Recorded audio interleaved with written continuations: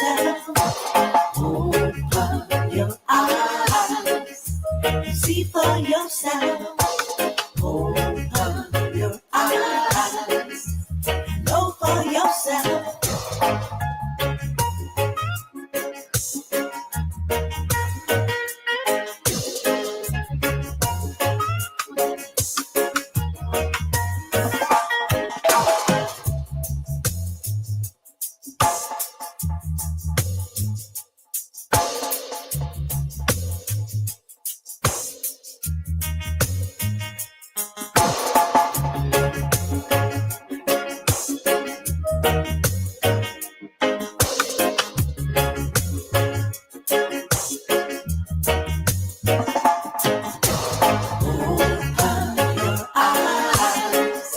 See for yourself. Open your eyes. Know for yourself. Open your eyes. See for yourself. Open your eyes. Know for yourself.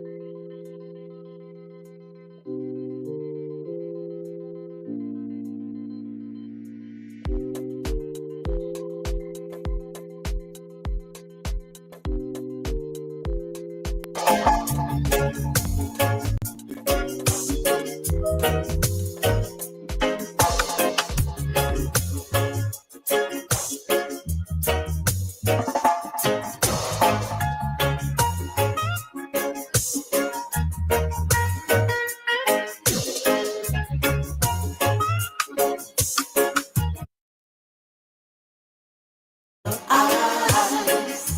See for yourself. Open your eyes. Know for yourself.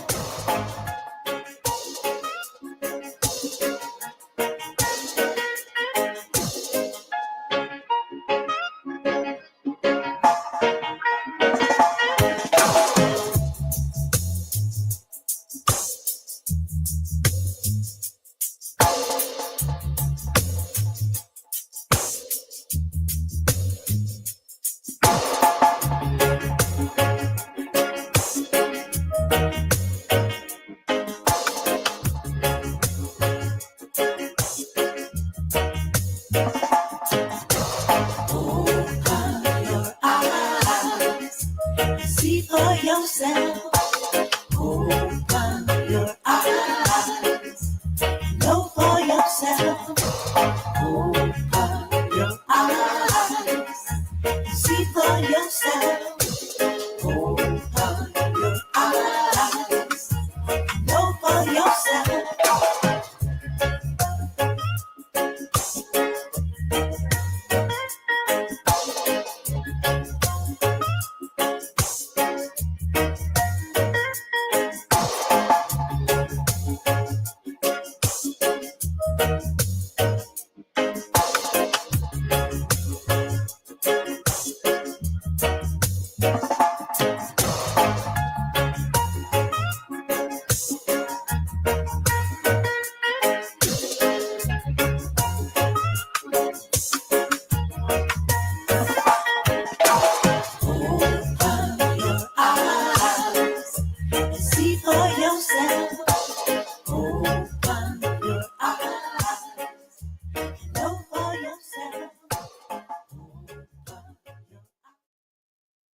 Mic test, mic test, mic test, mic test, mic test, mic test.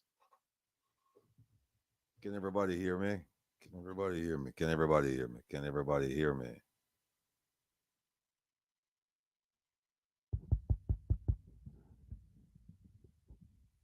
President, me not hear the mic.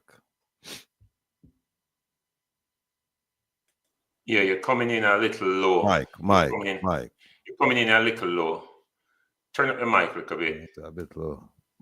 Mic, mic check, Yes, mic check, sir. mic check. Sound good. Sound good. Mic. Yes. Oh, Miss Sonia, no.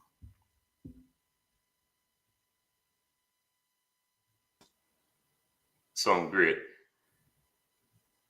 All right. Good. Hey, everybody. Good evening, good night, good morning, good afternoon, wherever you are in the world. Welcome to Come Reason with Rattigan. Always on a Wednesday at 8:15, 8:30 New York time. Depending on how things work out. Hold on. Yeah, but still I get okay, good. Yes. Yeah, today was kind of hectic, I've up and down all over the place. Man, I tell you, I have to race from 5 o'clock this morning, up and run up and down. Must have drive about 1,000 miles to take care of some things. So, it's a joy to be here and a pleasure as well. And I hope and trust that you'll find it as enjoyable as I am and as I will. So, let me just welcome everybody. Let me start up at the top here. So, big up everybody. Lyris, yes. Fabian, big up yourself. Patel, Country Gal 84. Elaine, big up yourself, Elaine. Jeffrey, and that's Warrell, not Tavares. Yes. Sharon Samuels, Sam Allen, Big J64. Dorette, yes, Dorette.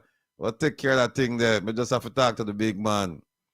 Yvonne Johnson, Shirley Seals, Marva Dice, Matthew McCullough, Merle, indeed, the Pearl from Manchester, Anthony Bryant, Karen Brown, Janet Hammond, Don J. Yes. Montague James, KV, Isilda Williams, Angela Barton. Who did the UK? Oh, Isilda, yeah. Isilda, boy, Isilda, you up late, man. Thank you very much for staying up and being a part of this, Let me say, Will Jan, Anthony Bryant mentioned Anthony.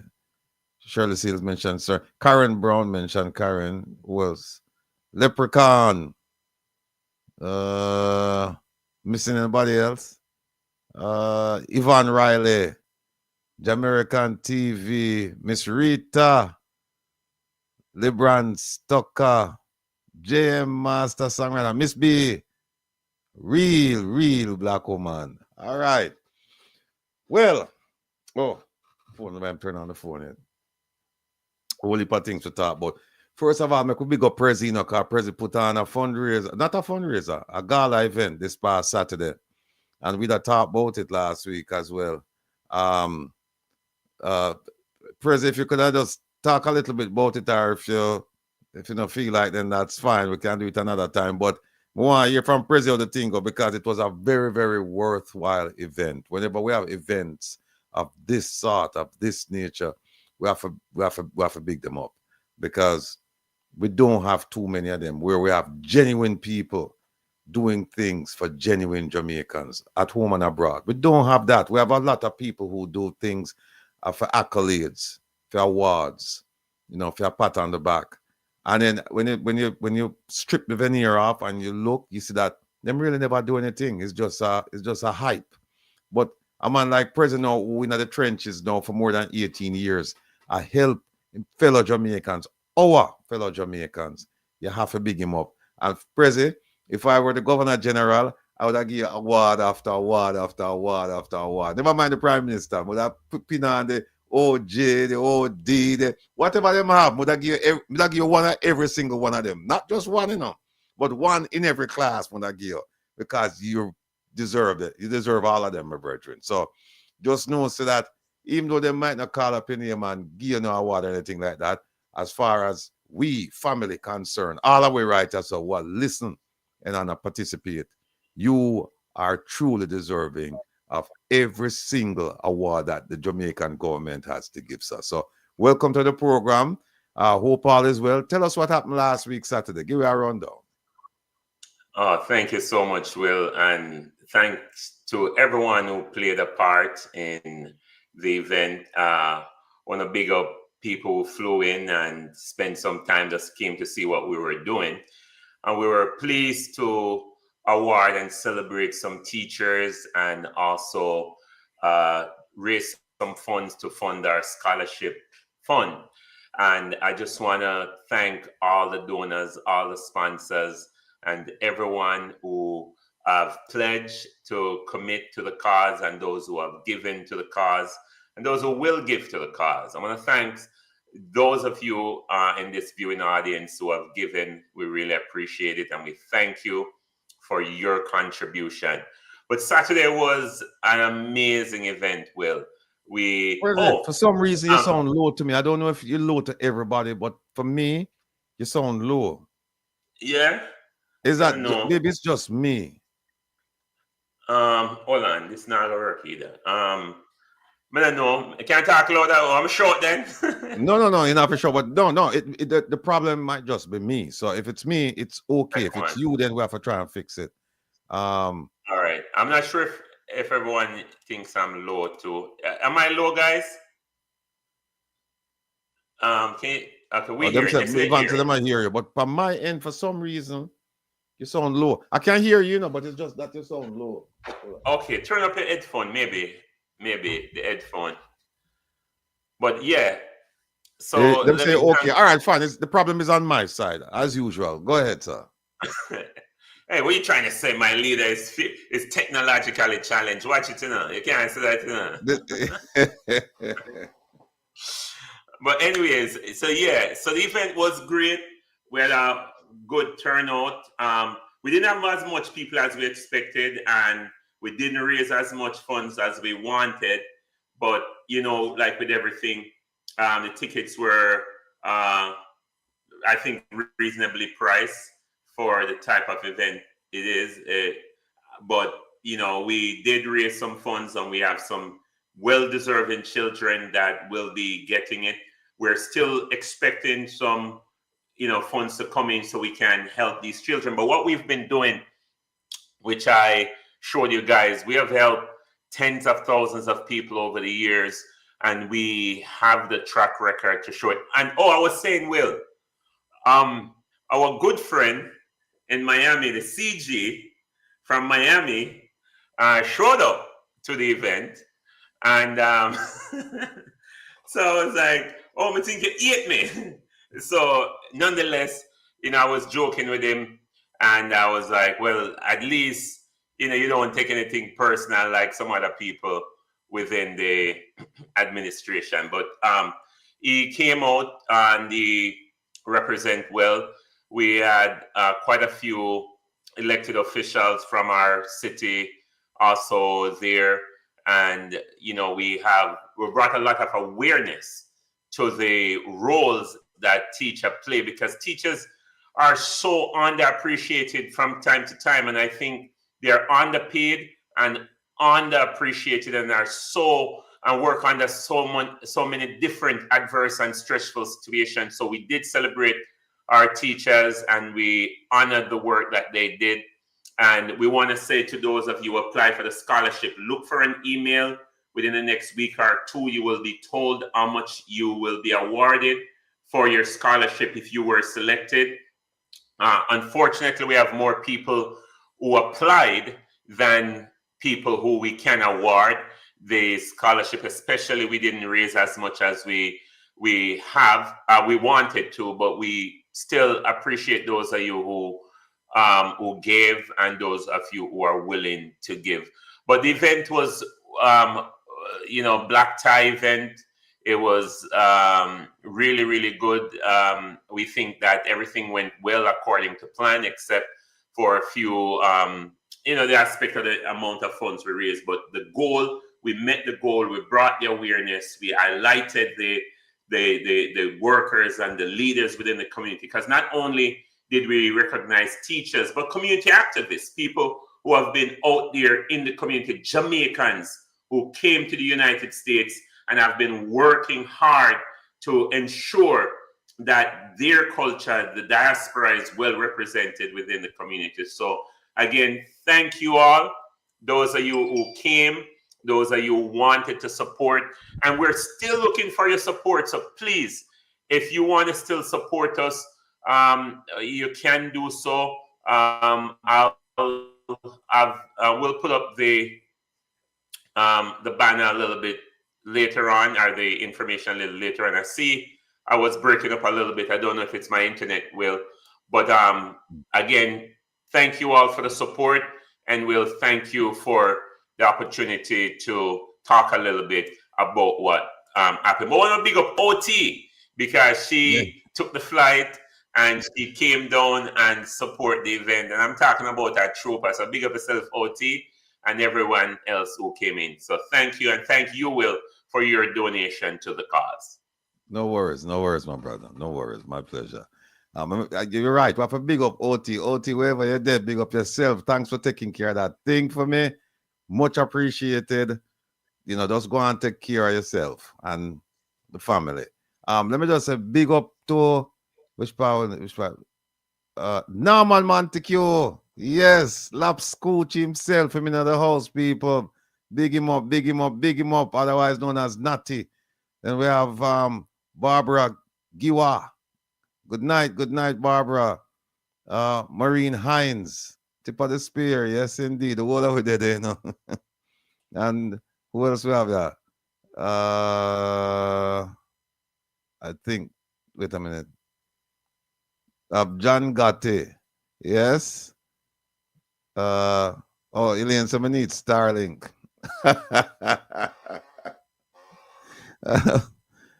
Andy. Yes.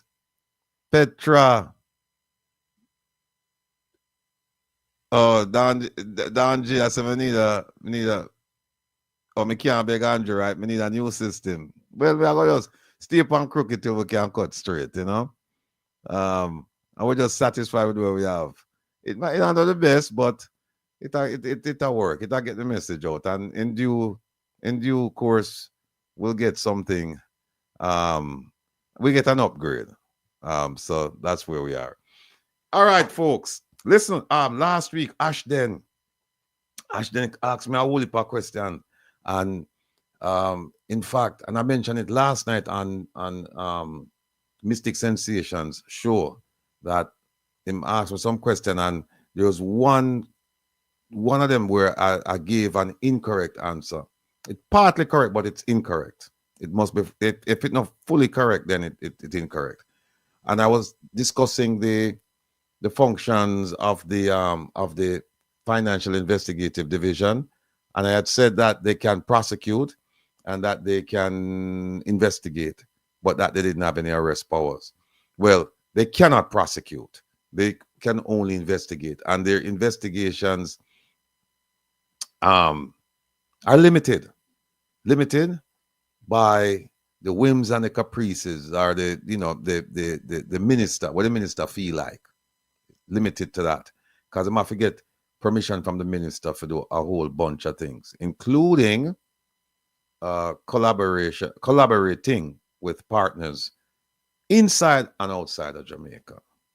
So, Ashton, thanks for pushing me with that one there, because I went and I actually spoke to an attorney in Jamaica, and I did some research. I went and I looked at the act, and Mr. Kevin, it was just putting it up for me.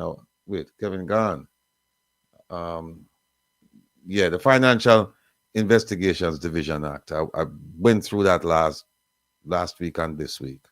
So we're good with that. Let me just make sure. So that's where we are. All right. What the pound of mind? Talk to me, people. What the pound of mind? Enough things are going on in Jamaica. Jamaica content rich. Um, you know, you don't have to look far, you don't have to look wide, you don't have to look high, you don't have to look low, because the content is right there in front of you. But they want to examine it or not, that's something else, but it's there. And what we find is that far too often we don't examine what's in front of us, and in a short span of time it get you know it gets swept away, and something else comes up and we just forget it, because there's so many issues that we can raise. One of them is the prime minister making a speech to the effect that members of his party weren't performing, and them need to start performing adequately. Let me see. Let me just find the article here, because I sent it to Kevin. Yeah, it says Holiness admits things bad out of street. This is a article in the Gleaner. He had the headline is Holiness admits some JLP MPs falling short, vows to improve service, and he gave that speech just a few days ago. Now, here's a problem with that. You remember he made a pledge to the Jamaican people that he was going to give job letters to all of these people, and that they would be held accountable. We don't see that. And if you recall, last year, the Jamaican government paid a ton of money to get job descriptions for MPs and members of the cabinet. What's funny is we don't see where the prime minister used any of those things to say, well, then you're not performing admirably. Excuse me. We didn't see that, right?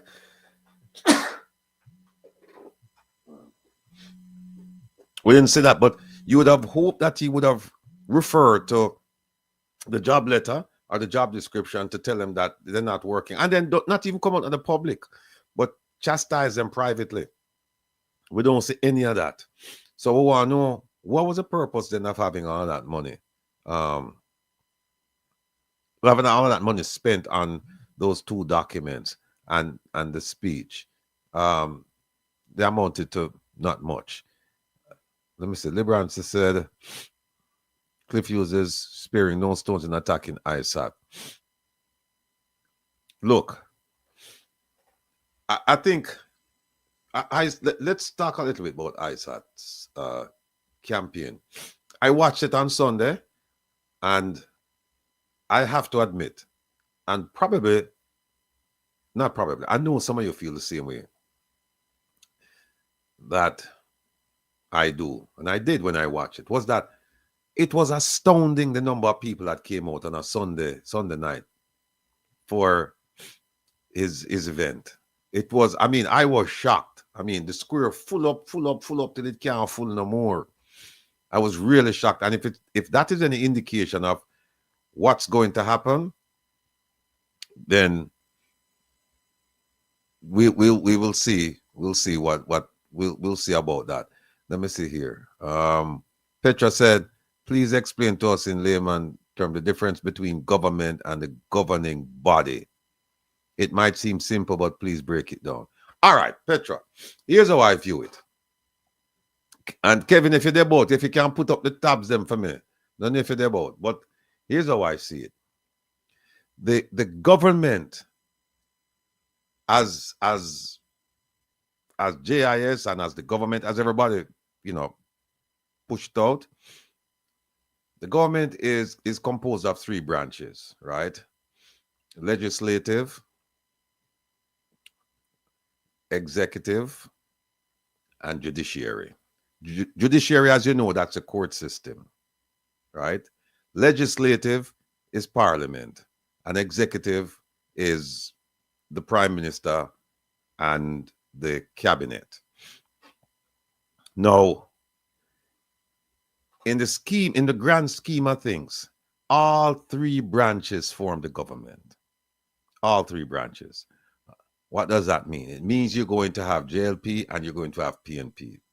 Unless you have, if one party boycotts the election and or they do an election and there's a complete sweep, 63 seats.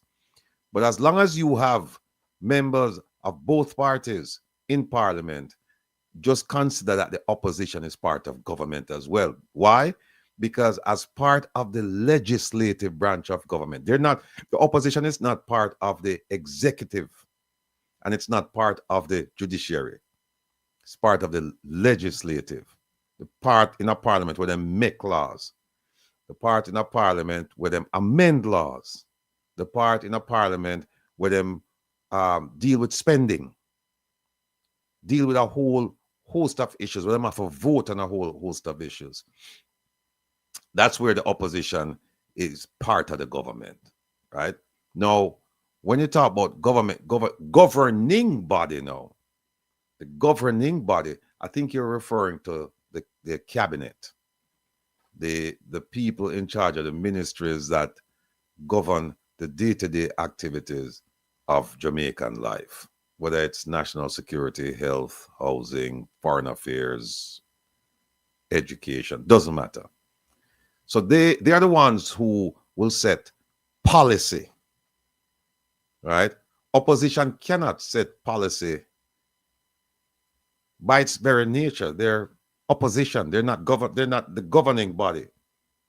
But that's a governing body, like they're not part of the cabinet. So they can't set policy for the country. They can talk about their policy for the country, but the policy that will take effect will be the policy of the governing party. And in our case, it's the JLP and it's the cabinet. So they can set policy. Like, for example, the Minister of Health can set a policy for the health sector. The opposition spokesperson on health can't set no policy. He can't talk about a policy. He can criticize the minister's policy. And he can say, when we come in power, this is what we are going to do. He can say that. But he can't set policy and say, okay, this is a policy that will govern the activities, the health affairs of the country. Can't do that. So in layman's terms, that I think is enough for people to understand that the difference between government and governing body, right, is that governing body, you're looking to, like, essentially the cabinet, because they're setting policy, they're running the country. But the government includes all three branches of government. And for the three branches of government, the opposition, they're only in the legislative, in parliament. I don't know of any legislator who is also a judge or is in the judiciary. I don't know of any. Some of them participate in the judiciary in the sense that they are private attorneys, and so they have cases before the court. But in terms of being a part of the judiciary, I don't know of any. And of course, the opposition is not in the executive, because the executive, that's the prime minister and Fim Kombolo. So I hope that explains it. Let me see. What does this? Him know that long time and still give them raise. Sorry, ignore the teachers. Don J. All right. Yeah. You know what's interesting? And keep this in mind. And we're going to play it one day soon. The prime minister was saying that the reason why the country is running the way it's running, and he was indicating that it's not running efficiently. All right. He was saying the reason for that is because the political class is underpaid. You remember that? You remember that interview on Nationwide? And he made an impassioned plea for a raise. And he did it in Parliament and then passed the law. So everybody get a raise. And if you also recall, the Prime Minister said, I don't want a raise. This was after the leader of the opposition said, listen, civil servants get 20%. I will take 20%, and the other 80%, I'm going to donate it to charitable causes. And the prime minister made fun of that and said, no, I've been giving to charity a long time. And he might very well be right, because he have a charity, Positive Jamaica Foundation. And we need to investigate that charity. But he has a charity, and he was saying, no, the leader of the opposition said, I give it 80%, but I've been giving for a long time. The question is, why is it that you would fight for for a raise, and then when you get it, you say you don't want it? And then, if you remember, Minister Morgan came out and said that once the raise has been becomes legislation, that yes, them raise it, and everybody have to get the pay, that you cannot reject it. The only way you can reject it is by resigning from Parliament. Well, if Prime Minister found a way to reject it and still remain in office, still remain part of Parliament. We did a piece on that, and I'll go back and I'll in the coming weeks, and I'll revive that story and show you how he did it. But it can be done, and it was done. So the question then is, why is it then that you would argue for something vociferously, and then you turn around and then you say, but I don't want it? Something in a something not smell right. Something not smell right. And there are some other things that happened, and we're going to talk about it this Saturday, but there's some other things that happened in December of last year, December and January. December last year, January this year, which will give us some insight into why the Prime Minister decided not to take the increase. So, glad to see him play with people head, of course. Him play with people head, yeah. Karen Brown, PM has a big mouth, and that is why he talks so much. He has no legs to stand on. Shirley Sales, yes, can function on a low salary because him can't get. No, here is the thing. My personal view is that nobody should take that raise. When I say nobody, I'm talking about the parliamentarians. The raise should have gone. And when I say the raise should have gone, they did provide an increase in the wages for civil servants, but it should have been more than 20%. It should have been more than 20%. The police should have gotten more than what they received. The prosecutors should have gotten more than what they received. If you recall, Minister Clark went and convinced the prosecutors that they should take the 20%. Meanwhile, everybody else in a parliament then get 100 to 300%. But I'm convinced them to take that. They're overworked, and underpaid. But he convinced them that they should take it. Slapping at the face. So you have all of this going on, and at the same time, that's all it's been in the race, and at the same time, you have civil servants who can barely make ends meet. So I was not for the parliamentarians getting that increase. I was not for it. And I don't care what side of the fence you're on, PNP, JLP, none of them should have taken that. The civil servants should have been taken care of.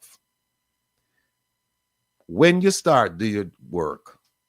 When you start, the people elect you to provide services.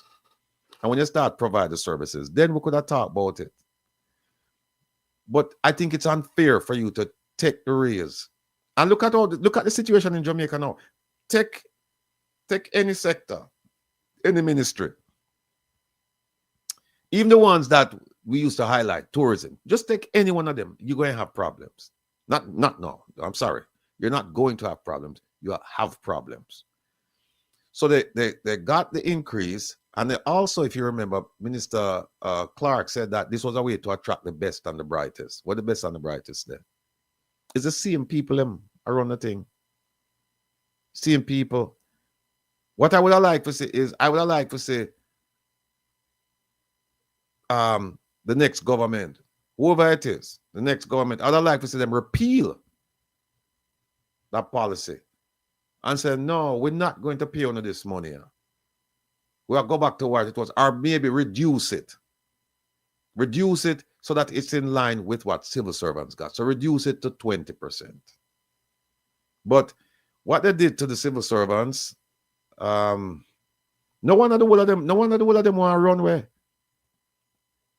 No one of the whole of them want to run away. And mega, what? Triple G, big up yourself. George Smith, Jenny H. Yeah, man. So, even the blind, that's true. That's true. The thing though, Art Nell, is what will Jamaica do about these issues? Because people tell me all the time, them say, boy, Ratty, had it not been for you and a host of other people on social media, we would never know some of the things going on in Jamaica. I say, thank you. But then the question is, what are you going to do with this information? Now that you're empowered with this information, what are you going to do? Now we see the people protest down as secrets. We saw one like 2 weeks before another hotel, the Royal Carlton. And I don't think these were like planned. I don't think they had a planning committee. I think people just get sick and tired of the slave labor, and the mistreatment, and them just say enough is enough. That is what we really want to say. I don't know if they have a permit. I don't know if they have a permit. And I'm all for following the letter of the law and the spirit as well. So that's why I tell people, get your permit. Do whatever you have to do, right, to get your permit, and then go out and protest. But that is what we need to. I can't believe our people so docile. We are warriors by nature. It's now our DNA for rebel. But for some reason, we're just not doing it in Jamaica. We're just not doing it. I don't know if we just get beaten down to the point where it's just we just see the situation as being hopeless. I don't know, but we need people. We need to revive that spirit of resistance and start taking certain actions so that government can pay attention. What's that, John Smith? Johnson, remember the budget cannot support a lot of these things. We are still taking 11.4 billion from NH2 to support the annual budget. Yeah.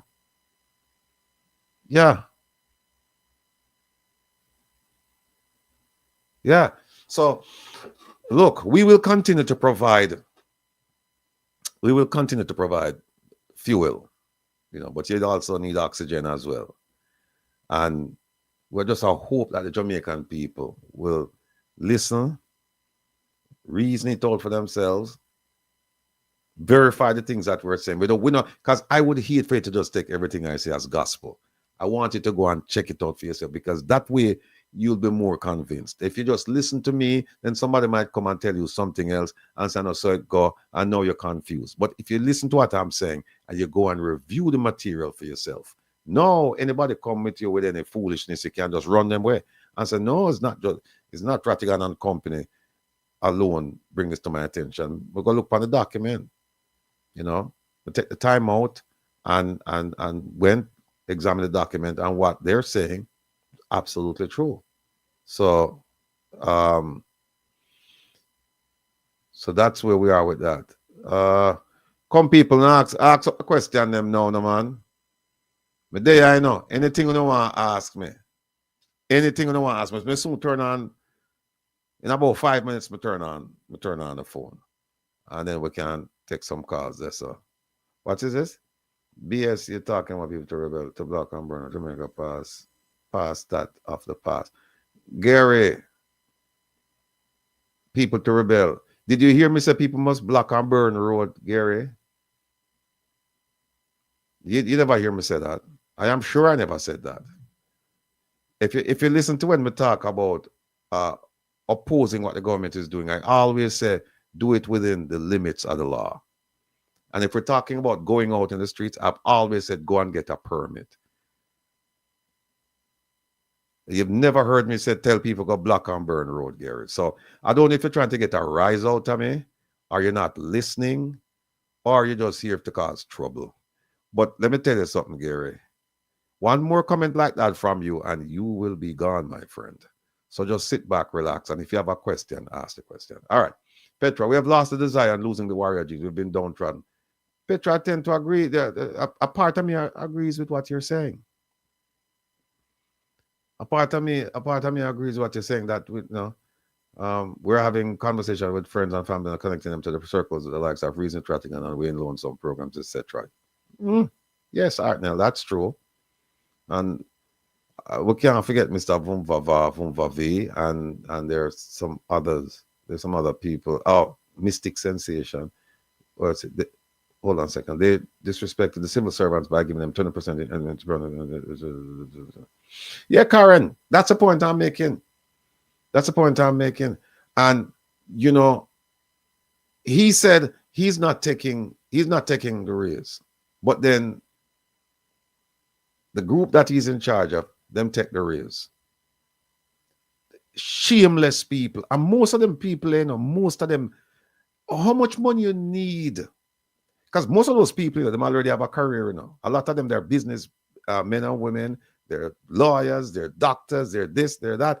A lot of them, the civil servants need that money more than them need it. So again, I say that they should not take that money. It's a shame that any one of them, and I'm talking about PNP and JLP, that they should not have taken that money. Just like how the Prime Minister could have found a way not to take it, they could have found a way. They could have used the same way to say, well, we don't want it in protest. We don't want it. But, it is what it is. Yeah, the budget cannot support. Yeah, I just read that. Yeah. So, it's just a shame. It's just a shame. Because I know a lot of civil servants. And by the way, I know a lot of people in Parliament. And I can tell you that they don't need this money. They want it, but they don't need it. Them know from Monday to Friday, them know where them are going to eat. Them know them are going to eat. Them know how them are going to gallivant. Them know all of this. Most civil servants, after I try to figure out what them are going to eat, if them have breakfast, what them are going to eat for lunch, what them are going to eat for dinner. The civil servants need the pay increase. The politicians want the pay increase. So, Liberance, you're right. Them don't want probity. He doesn't want it. And you see what? I don't understand this. The Prime Minister now, he's in court he's in court saying, and if you read his affidavit, essentially saying, we don't want nobody looking at that. We don't want to not look upon what we have. We don't want to not look upon what we have. Yeah, fight strong, you're right. Big up yourself. Theory of defeatism, where you just cannot just give up. Megawatt, why would Andrew take the raise? He was robbing the country blind. Make a wait, Megawatt. Make a wait until FID. Make us see where FID will come with. If anything, make us see where FID will come with. But I want to know this, though. I want to know this, that I don't know who is giving the Prime Minister advice, but him should have really take a hard look at them, because they've been giving him really, really bad advice. Really bad advice. I served. If you were assisting with the writing of the new constitution, give us a few changes that you would suggest that you think would drastically reduce corruption in government. Well, look, I serve. You don't have to put that in the constitution. That's not the place where you would put that. You'd put that in the laws, like the Integrity Commission Act, for example, the Financial Investigations Division Act. Those places, that's where you would put the laws dealing with corruption. But here's the thing now, I serve. It's not so much about laws to prevent or to reduce corruption, It's about implementing the laws you have already, because you see what happened. We already have a law on the books for illicit enrichment. And what happened? When Integrity Commission said we're going to implement it, we're going to use it against the Prime Minister, when said, him go in a court and I said, no, repeal this law. I don't want, this is not a good law. I'm sure he's not the first person that is under the cloud of illicit enrichment. He's not the first person. We never hear no argument from him when them other people get hit with it. By the way, he went to Parliament, I think, in 1996, and in 2000 they passed the law. Right? They passed the Corruption Prevention Act.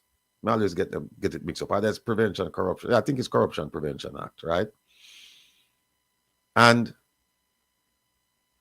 I'm still waiting for the record of Parliament to see what he said about it. And I'm willing to bet you, I haven't gotten the record yet, but I'm willing to bet you that you're going to find that he agreed with it or he didn't say anything about it.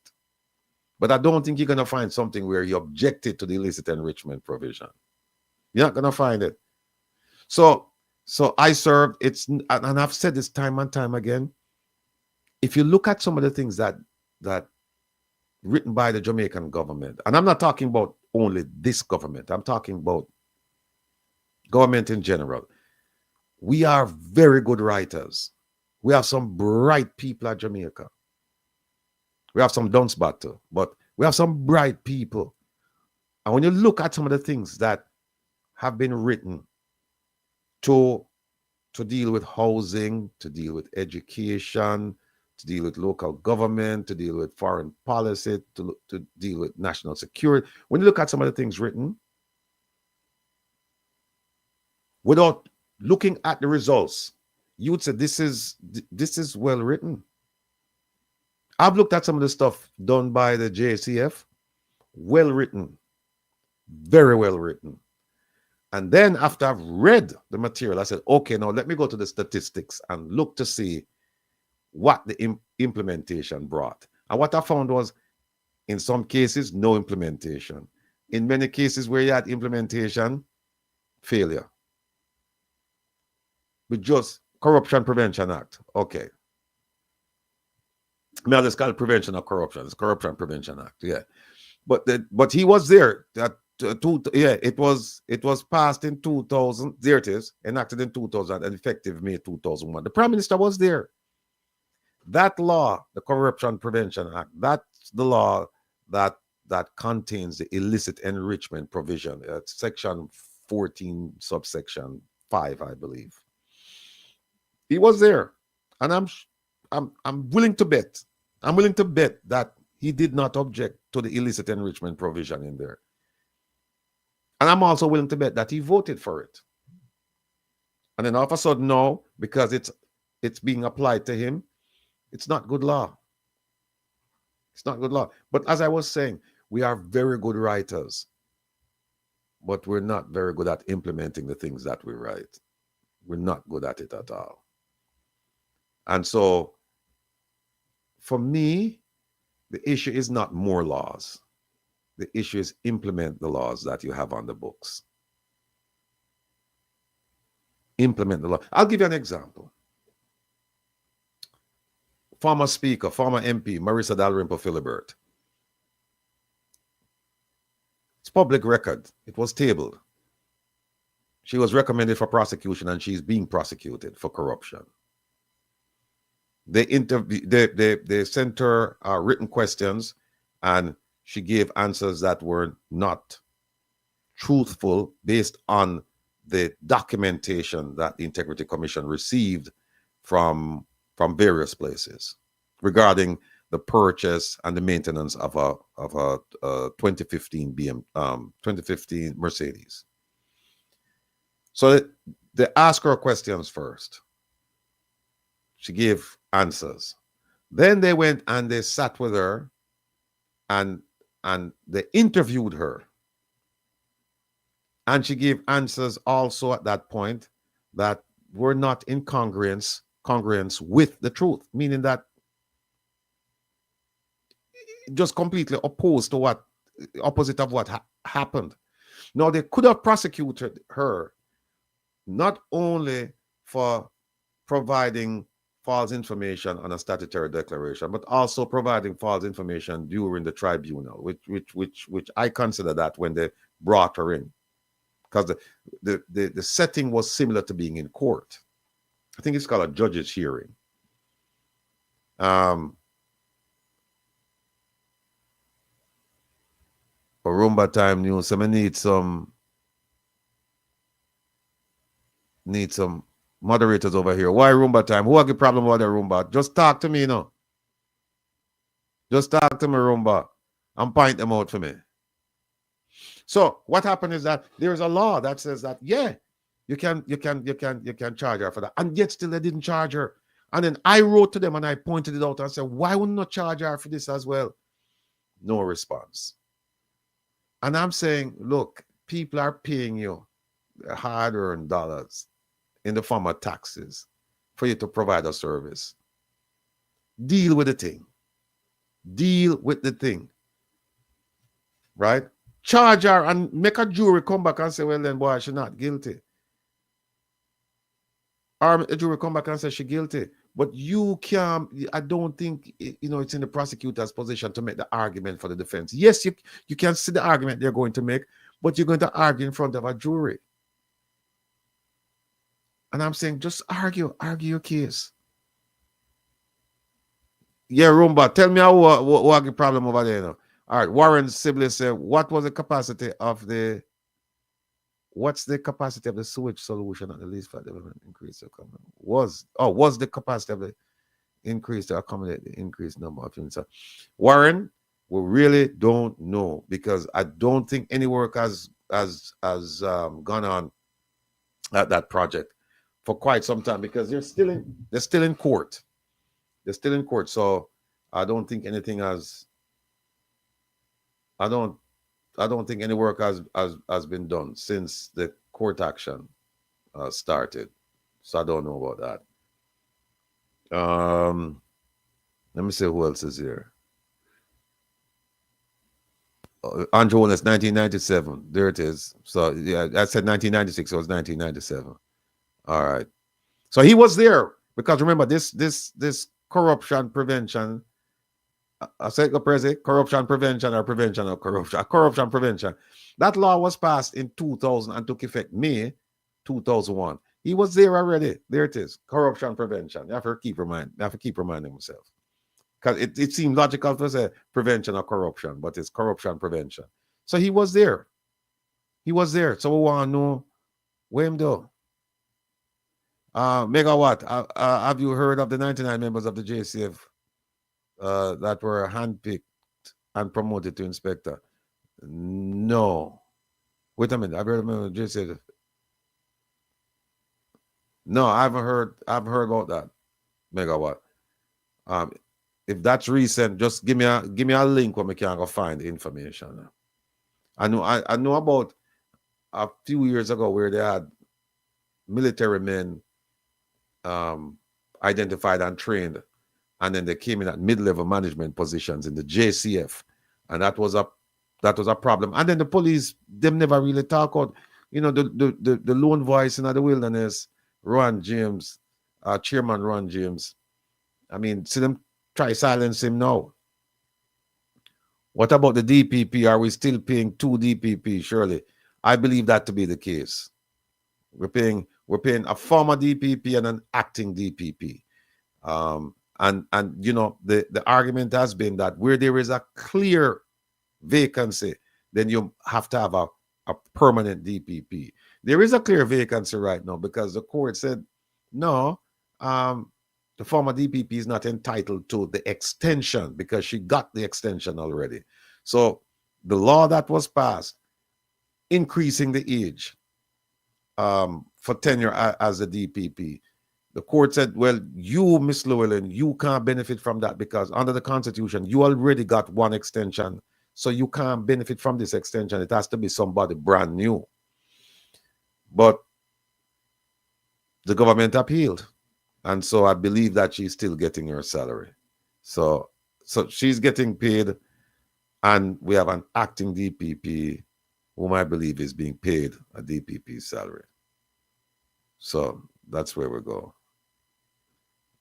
Of the hotel workers have been suffering for too long with both. All right, Don J, regarding that question, where are the unions? Where are the unions? You know, where are the unions? That's what I have to ask. Because I'm not aware of any law that says you cannot be unionized if you work in the tourism sector. I'm not aware of that. If somebody's aware of that law, please bring it to my attention. So if all the people involved in the tourism who work at the resorts, the hotels, whatever, the sites, if all of them say, we are going to go up on strike, guess what? They're going to bring that industry to its knees. And you know what? You know what? All of you folks working in the tourism sector, you have that power. You need to realize that you have that power. That if all on a band together and say, we're not doing we're not working, you're going to bring that industry to its knees. And remember now, them say tourism is one of the biggest earners of foreign exchange. So if you bring that to its knees, they will have to come to the table and talk to you. So we need, yeah, Owen, big up yourself. So we just need, we need more leaders. We need more people who will go there, and we need more organizers and say, all right, this is what we're going to do. And them can cripple that industry. And believe me, if you cripple that industry, you see how fast the government come to the table. But what you have to be careful of, you have to be careful of the people in the inner circle who can and will be bought. That is what we have to be careful of. Because they will always try that. They will always try to find the weak links, the weak fences in the group and convert them.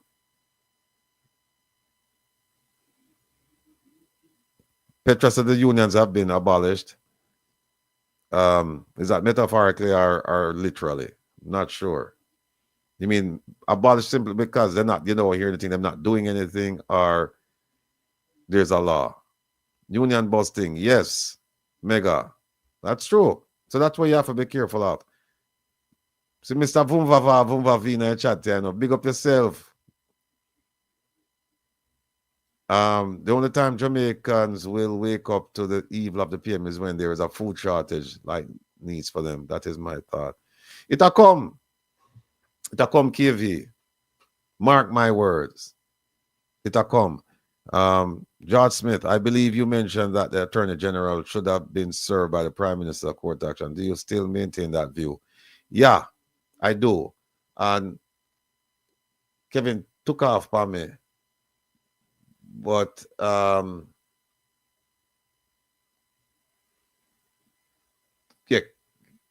because the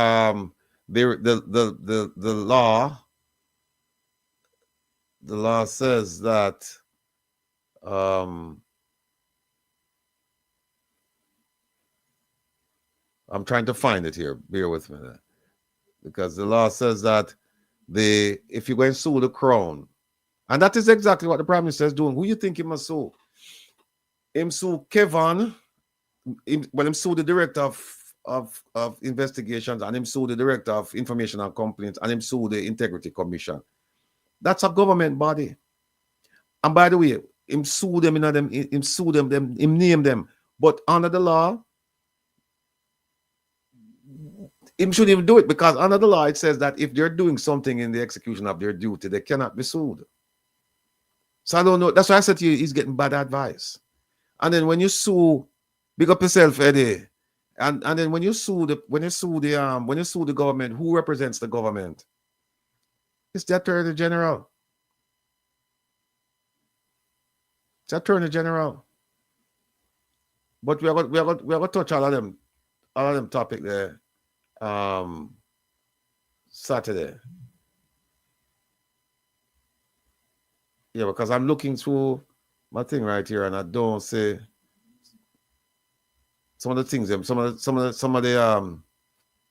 the files them disappear. They're here, but them just gone. Yes, Omega is yes, the government has sued the government. Have I heard anything about Jamaica's military police in Haiti? No, but what's in the gleaner is that the Bahamas, the Bahamian government, the foreign minister tell the Bahamian law enforcement officials in Haiti that, hey, anytime I want to come home, I come back. And that is very telling, because when you go upon peacekeeping mission, you don't say that. You don't say that. So when them tell people, say, hey, when you can come back anytime when you feel like, if you don't feel like on a place, if you don't feel like on unsafe, hold on, see it here. Foreign minister says Bahamian military personnel in Haiti are free to leave the country. And he said, and this is from the Foreign Affairs Minister for the Bahamas, Fred Mitchell. He says that they can leave, the Bahamians there can leave Haiti at any time without government approval if they feel unsafe. Right? And I think they have 150 officers, or they pledged to send 150 officers there. And he said, yes, so him said, no, we not leave our people. If them feel unsafe, come back home. Not a problem. And here's something. It says that the voluntary withdrawal opportunity for Defense Force officers is uncommon, as military personnel deployed in peacekeeping or stabilization missions usually require formal withdrawal or redeployment orders issued by the government or agency. So, you know, just a matter of time now, because see where Jamaica go to. Kevin there, yeah, I don't know. Is it true Kenyan military? Kenyans? I haven't heard, Shamin, I haven't heard anything about the Kenyans leaving. Mystic, big up yourself. And Marian Byron. I sir, Jamaica needs prosecute. Yeah, how them gonna leave when them shooting at the planes? Boat, Elaine. I have to take the boat. If you forget, say Elaine say, we have the state-of-the-art boat out there, you know, and the Asians have upon rafts and inner tubes, and them somehow them beat the radar upon the sophisticated boat. So that's how them leave. Them leave on boat, man. Hey, by the way, folks, the phone on and on. So if you don't want to call in, please feel free for calling. The number is 667. President, put up the number for me now, please. See it there? President, right on time. No skip a beat, you know. See the 667-369-8569. Please call me and let me know what they on the mind and we can hold our reasoning. And remember now, you know, this program, me are the guests, right? We now host the thing, you know. So, me there if you answer any question I don't want to ask. KV, what other role does the Jamaican GG play other than not paying taxes? KV is like I read my mind. Now, forget what you know, KV. Here's why. One of the things that our people are deficient in is the knowledge of government, is the knowledge of the Constitution, is the knowledge of our laws. We don't show an appreciation for it.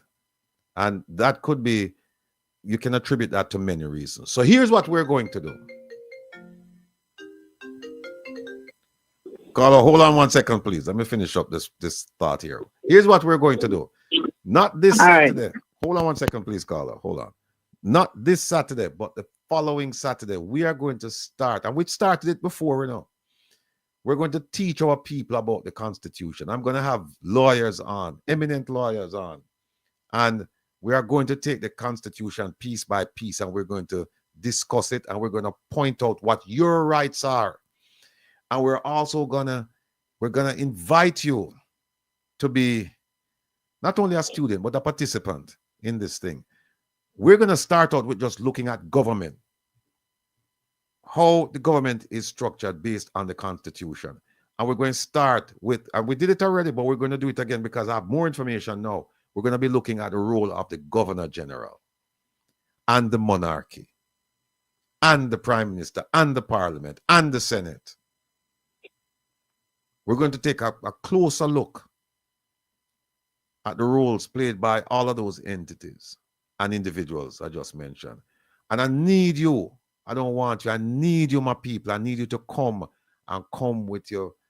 And I know some of you already show up with your notepad and your pen and your pencil. But I'm going to insist that not every Saturday, but particularly starting next week Saturday, you show up. And what I want you to also to do is go online and just pull up the Constitution. And we're going to walk you through it. We're going to walk you through it so that when we finish with you, and when you finish with yourself, because we want you to ask questions. When the whole process is finished, you will be able to have a conversation about the Constitution with the political class, the judiciary, the legislative, your friend, your company, everybody. You'll be able to have that conversation. It doesn't matter your learning station in life, where you went to school, how far you went. No, it no matter if you're a farmer who never went to school. When you tune in next week and going forward, you will be able to discuss these matters in layman's terms with everybody, because that is what we're planning to do. Anyway, Carla, welcome to Come Reason with Rattigan. I'm your guest. I'm your guest. Talk to me. Good night. Good night. Good night. Can you hear me loud? Loud and clear. All right. Listen, one burning question may I have. When me I beg you to break it down to the lowest level for me. Yes. I was watching. Think upon Mystic. No, upon Mystic. Fantastic, man. It's a whole going to school and then give you all away and show you which cars in a farm, pig farm. But what me take out time? Help me. Him saying, tell them I tell us say, him do this and him do that and so on. And his ambition is to become a politician. But listen to piece and help me with it. His destination is to be assassinated by his many enemies. In the fight. That's all right. Listen good enough. But we are questioning one way accolade when he get, and his ambition now is to become a politician, and his destination is to be assassinated by his many enemies at the age of 17. Isn't he a monster from such time? All right.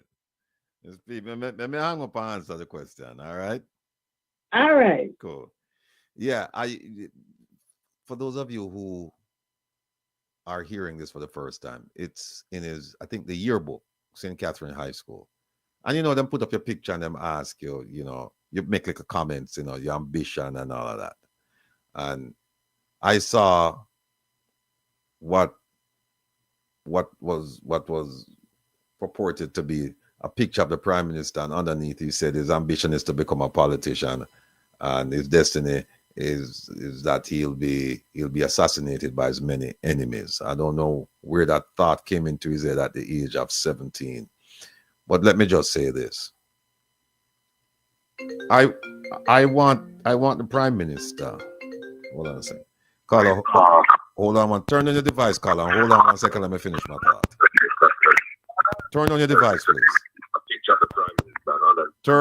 Hello? Yeah, good night, sir. Please turn on your device. Good night to you and your Yeah. host. Yeah. Well, hold on 1 second. Let me just finish the thought, and then we take your question. Now, keep in mind, people. Here's my personal feeling, and you may agree, you may disagree. Once the election is over, that person who's elevated to the position of prime minister is the prime minister of Jamaica, is our prime minister. That person, caller, please turn on your device. I can't hear the feedback. That person is not the prime minister of the JLP or the PNP, whoever the person is. That person is the prime minister of Jamaica. That person represents all of us. And I've made it abundantly clear that whoever is selected, whoever is actually, that's the phrase, whoever is selected, not whoever is elected, right? Because as you know, the governor general is the person who appoints the prime minister based on what he believes, if that person carries a majority, the will of the people or the will of the winning party. The governor general has that power. So I say it's our prime minister, and we just have to support him until we cannot support him. But I don't wish any evil on the prime minister.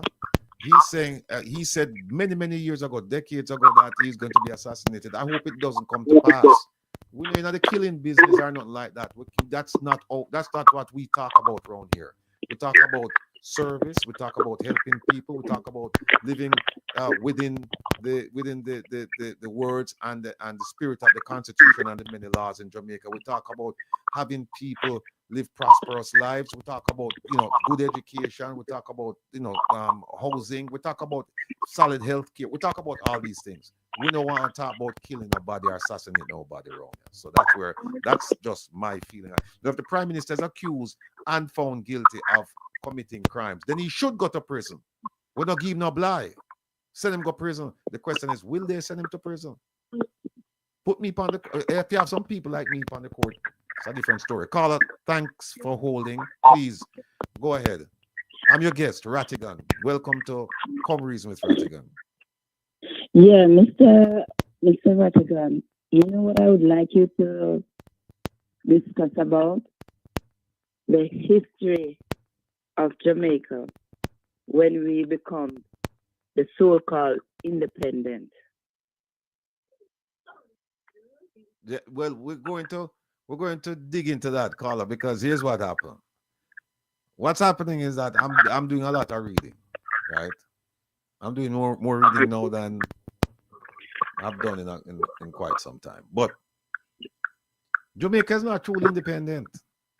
It's not truly independent because we know. No, because if you go back and you look at there's an act I dug up recently, and let me see if I can find the name of it.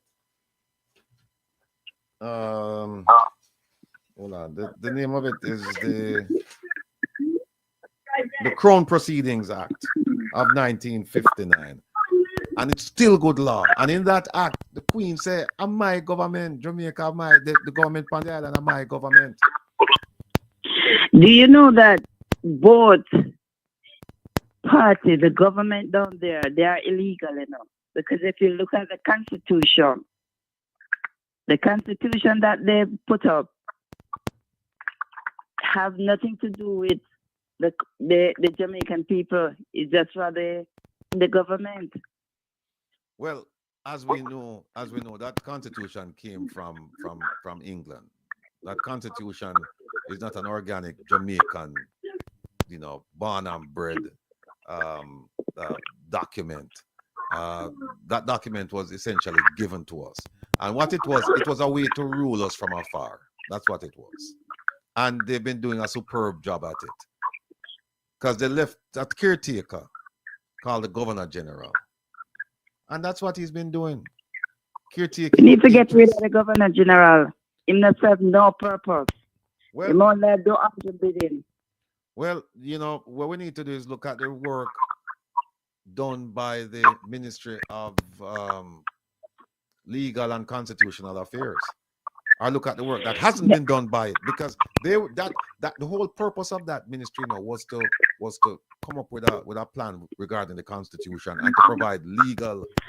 Because, Mr. Rattigan, Jamaica is a free country, and the government take all the native Jamaican people land and issue to who they want to issue to, and then turn around and doing all kind of terrible things to the Jamaican people. And they need to understand and realize that they are illegal. The government up there, they are illegal. Well, because the country is a free country. well, The Maroon, they, Andrew Holness on the whole, make sure beat up him stomach at about there's no sovereignty in Jamaica. When we were not slaved by by England. The country is a free country. And Jamaican people do not understand that our ancestors did not enslave by the Queen. The Queen them have to bring a treaty to the Jamaican people. They have to come in a peace. The Queen signed a peace treaty with them because the Maroon people were killing them off. And they have to they couldn't manage the Maroon people because we know the country so much. well, So they have to sign a peace treaty. It wasn't a constitution. It was a peace treaty yeah, that was being signed. right. But keep this in mind, though. That peace treaty was not with the country of Jamaica. It was with groups within the country of Jamaica. So that's why that peace treaty, the government can't take ownership of it and say, well, it's our peace treaty, because it wasn't signed with a government. It was signed with a group of people. If you understand what I'm saying. Yeah, I understand what you mean, but we were sellouts back quarter. So people need to get a better understanding of our history and the reason why we should not be allowing these politicians to keep them under bondage. And until we understand where we're coming from and who we are, we will not be free of these colonial system that is down there. Mm-hmm.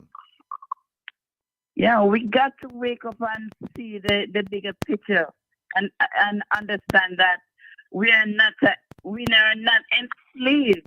We weren't enslaved. We are free people, and we cannot continue to allow these 12 oligarchs that are controlling the country to still have us in bondage down there. All right, let me ask you a question. Because you've made some very serious points. What? Because you've identified some issues, right? Whether people agree or disagree, you've identified issues. Do you have a plan to address those issues, or what should be done to address those issues? First and foremost, the people need to be educated, sir, because a lot of people and how you go about doing that? Like a program that you have there, you need you could bring on people who understand the history of Jamaica and highlight it so that more Jamaican people can get the better understanding of the root. Okay. Let me stop you right there. So now I bring people on and the Jamaican people, them understand what's going on. What's next? Sorry? No, let's assume for the sake of the conversation that the education process has taken place. And so now everybody is educated about the history of Jamaica and about the politics of Jamaica and whatever else that there is to know about Jamaica. What is the next step? At least they'll have a more better understanding of how to really what they should expect from those who put themselves up to govern the country. You understand? And demand a better governing. How do you demand a better government? By ensuring that whoever put up themselves to run the country, people must understand what they are looking for, what they're expecting, what is a good governing that they're looking for. Mm-hmm. And if what do we classify as a good governing? You understand? All right. Not try I try to get you in a certain position where that the answers come from you and not from me. But let me ask you this: people understand right now. Well, let me.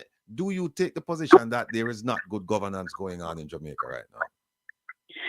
No, there's not a good Okay, all governance right. going on right about All now, right. sir. So then now That, what do you tell the people who voted for those people now who are underperforming and we have bad governance in Jamaica? What do you tell those people? What's your message to them now?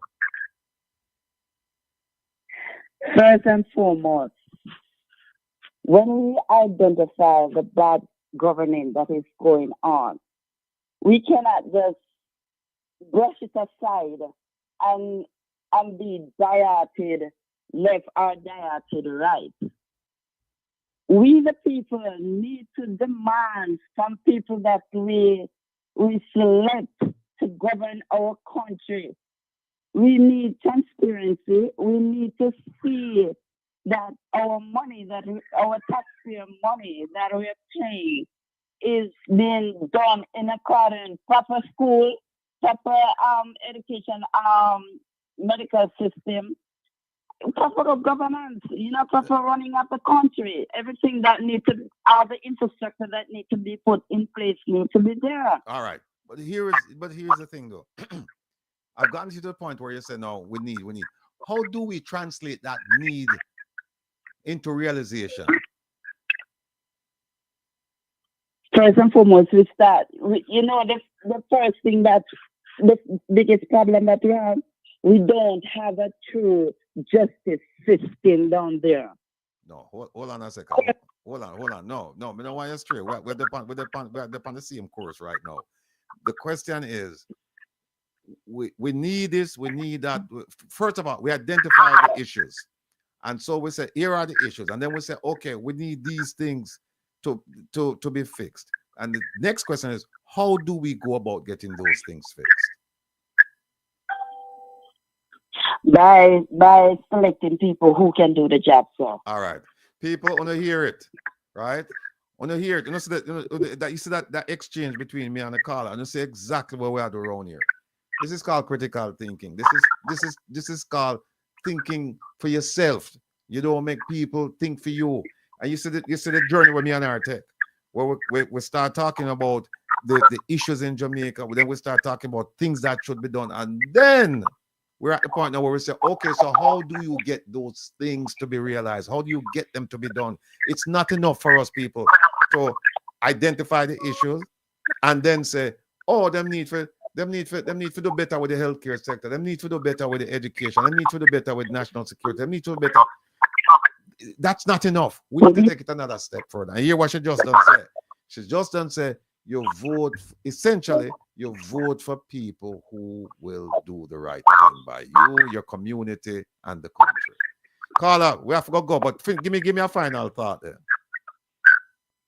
Yeah, man, we just need our people to wake up and understand that the time that we're in now is that we all have to stand up for what is right. Stand up for our youth, our future, our country. Because Jamaica is a beautiful place. And we have it within us to fight back and make Jamaica a better and a safe place. You understand? We need good governance. We need justice. We need people that will stand up for justice, for righteousness, sir. And all I'm asking the people, stop talking about that, this and that and that. Vote for people that will do the job that you put them there to do. You understand? We don't want no favoritism. We want people who work, who do the job, what we put them there to do. And that's my take on it. Thank you so much. Take care of yourself. Thanks for the contribution. Yeah. Bye-bye. Now, folks, think about it. What is the most powerful weapon that the Jamaican population have? What is it? What is it? And when we say population, we're talking about the majority of people. And by the way, the majority are poor. I'm not saying it in a derogatory way, I'm saying it in a factual way. Majority of Jamaicans poor. A lot of them in the poverty class. But you do have power. What is that power? Ask yourself that question. Instead of saying, boy, I saw the thing setting on, and them man, they are big man, and boy, we can't do this, and boy, we can't do that. Exactly, D. Marie. Exactly. The power for vote. That is the one thing you have. You don't have no money. You don't have no influence. Except you have a little influence when it comes on election time. Because that's when them seek you out. Them seek you out and them convince you to vote for them, whether it's through a good speech or money or some favor. That's when them seek you out. That is your power. Otherwise, you have no power. You cannot go to when them have the meetings. You can't go there, go do it, go make any commotion or any objection. You're not invited. The other thing that you can do is you can bring attention to the matter through protests, through communication, whether it's social media or traditional media, or through international organizations and even local organizations. But we know say that the government that not really work. You know, the attention thing. It only that if a civil society group come out and say, hey, we have put out a press release, most people in Jamaica will never see that press release. And most people in Jamaica won't even care about that press release. Because a lot of times, and I've seen some of the press releases, they're very well written. They're very well written. But most of the people will either not get that piece of paper or them read it and them don't understand what's going on.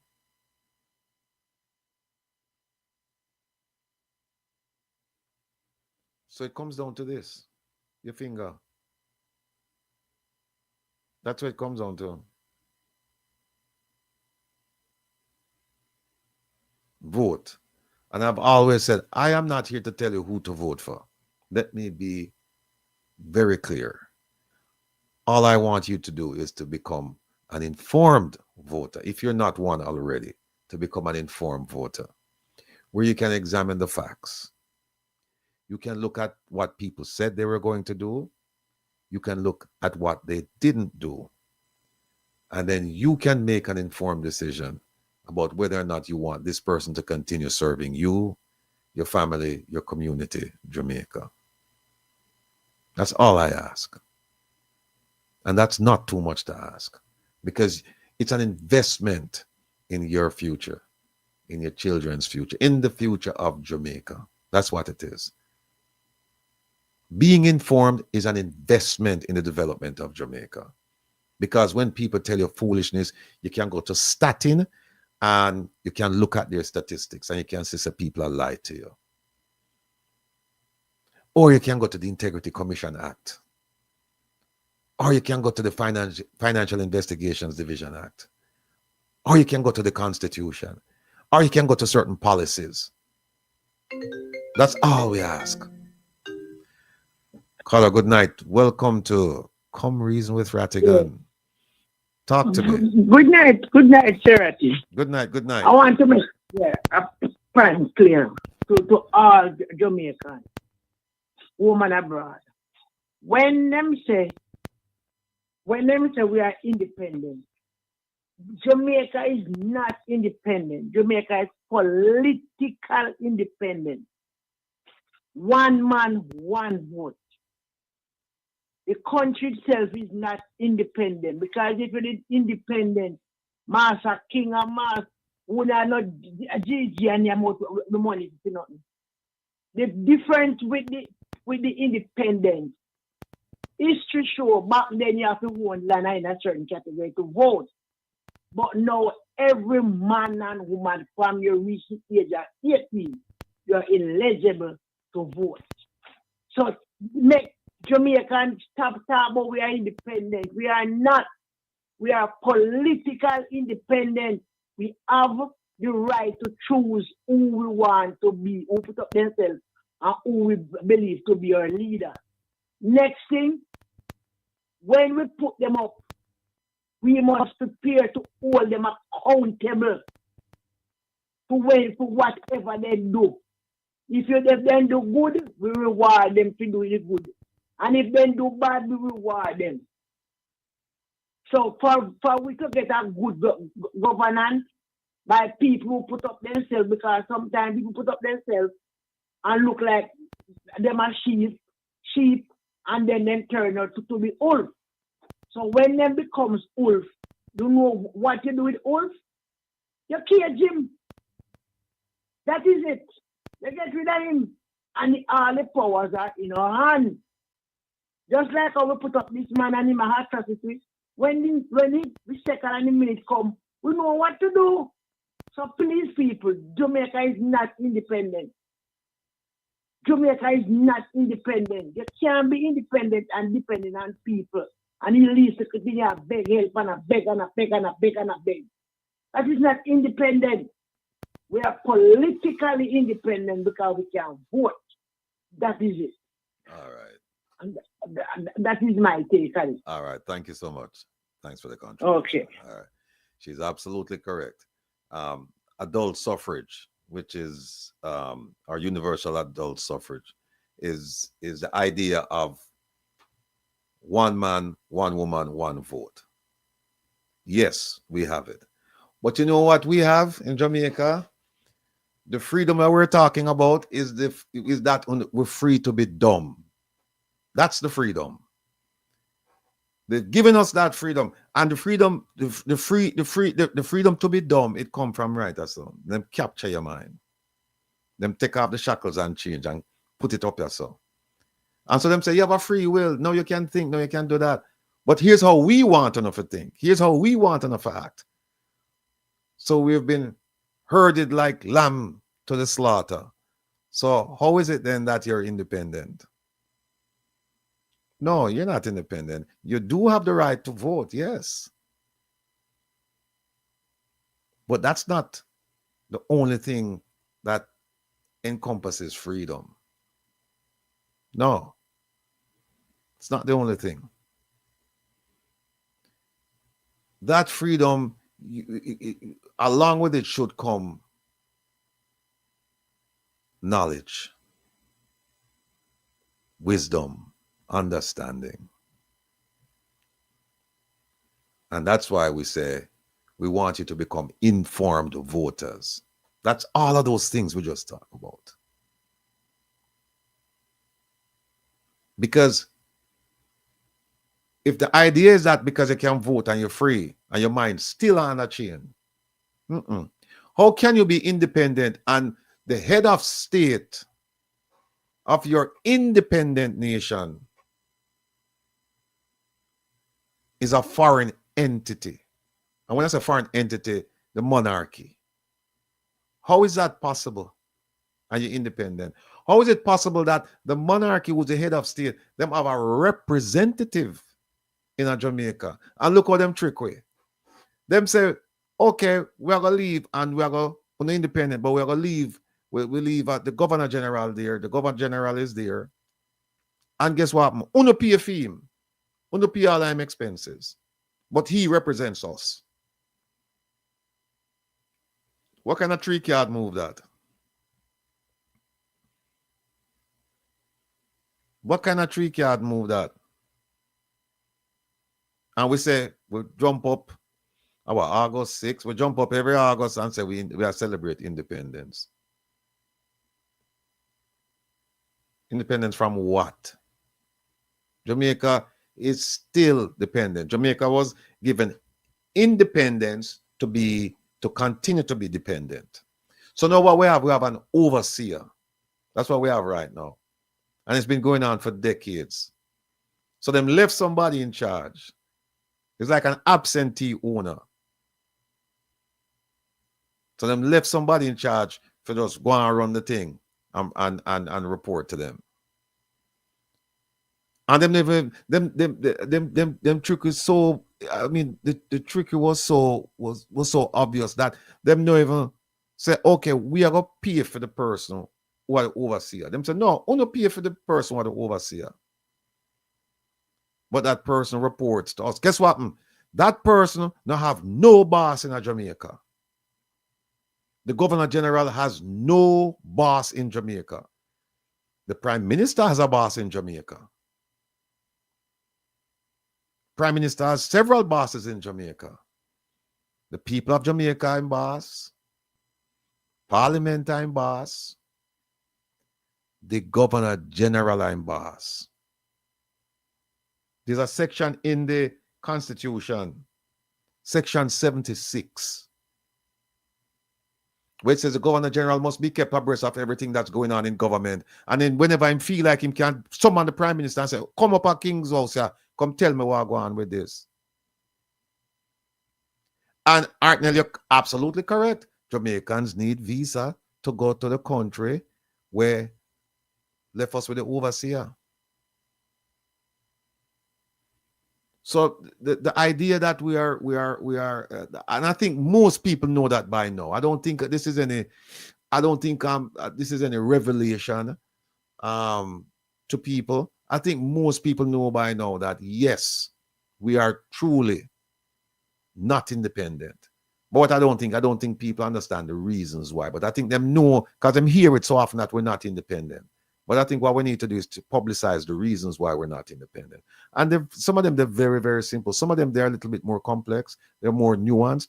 But by and large, everybody can understand that. We're not. And you see now, them come up, them farmer ministry, with them use billions of dollars to establish and run and maintain this Ministry of Legal and Constitutional Affairs.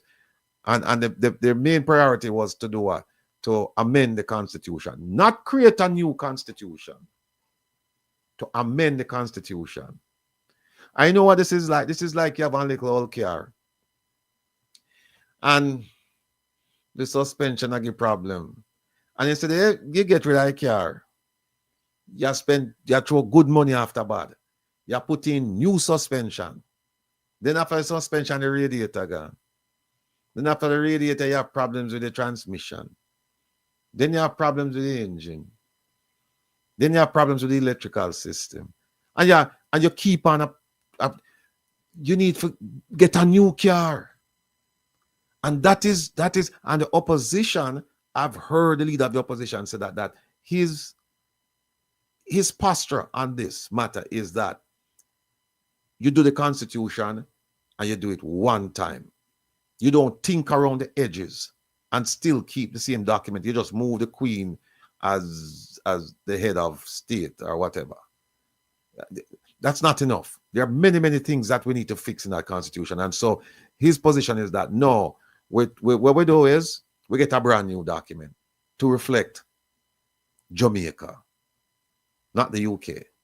We get a brand new document. And so I'm in agreement with that. I would say you get some experts, you lock them away and you tell them, look, we'll give you 2 years. We're not do nothing else but work on this document. We'll give you 2 years to come with a draft. It's plenty of time. 2 or 3 years. Then them come with the draft and, the process, you run the process from there. So, but that is where we are. Who else there? Big up everybody. Women are call. Ubuntu. Big up yourself. Who else there? My people, no come in Earl Duffus. You are independents, not independent. All right. Fight strong. So basically subsidizing our own subjugation. That's true. We pay almost, it's 400 and something million Jamaican dollars a year we pay for the Governor General running office, with the custos them and King's House and with the staff and things like that. Almost $500 million Jamaican dollars him get. And that money come from who? That money come from all uno. If you buy a bulla, believe me, it's a tax involved in that. You might not see it. but tax involved in it. They have hidden tax. If you buy a patty, wherever you buy, right? You help subsidize the governor general's salary. We forget how much he get. Well, 30 something million he must get as salary. I'm not for pay a cent out of it for daily living because everything is paid for by whom? Not by the people who left him there. Are left that when I say left him, not him specific, but left the position that he occupies. Them left a position there, not by the person who occupied that position there, but by the poor taxpayers of Jamaica. Them people are doing it. And nobody talk about, nobody now come out and talk. Like people afraid to talk about the Governor General. People afraid to talk about him. It's like the man just a leech off of the poor, suffering Jamaicans. Why him take the salary? That's another question. Why him take the increase? Him shouldn't take no increase. Because, oh, by the way, the Governor General is the only person by name. Actually, by position. Not by name, by position. Pays no income tax. Only person who would otherwise be qualified to pay income tax. Because if you make below a certain amount, you don't pay no income tax. But he make more than the minimum.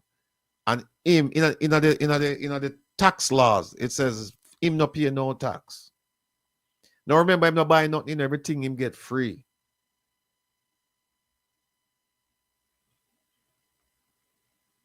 So isn't the taxes go to the king instead of helping the country?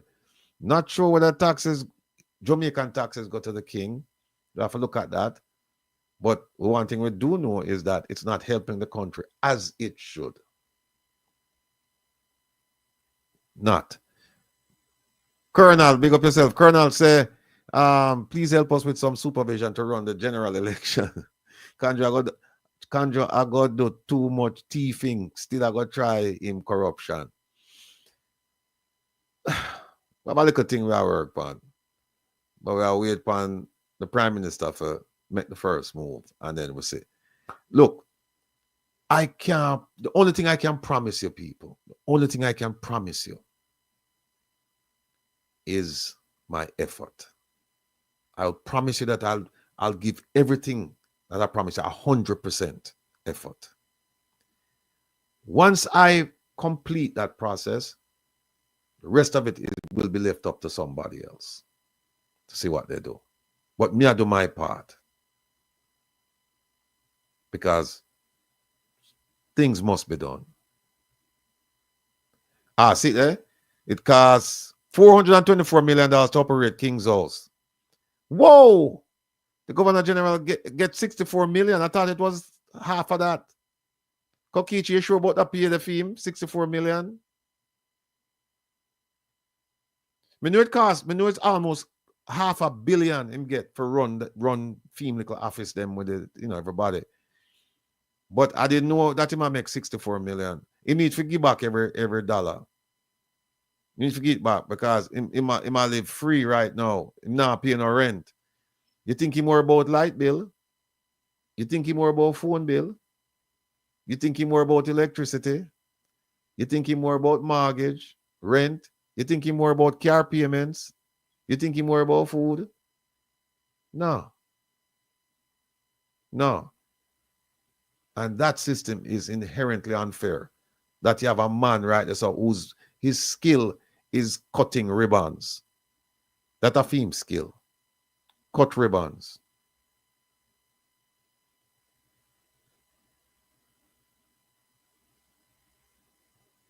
Okay, so yeah, him get 440. It's not 424 Kokichi, 440. Almost $500 million. So we're going to do a piece. We did a piece on him already, but we're going to do an improved piece on him. We're going to bring some more. We're going to add some more pieces to this puzzle called the Governor General. And we want to show up. And we want to show up with a pencil and paper And just if you have a phone, just access the Jamaican Constitution. Caller. Access the Good Jamaican night. Good night. Constitution. Good night. Please turn on your device. Yes, I'm coming. I'm coming. I'm coming. I'm coming. Yes, I'm coming. I'm coming.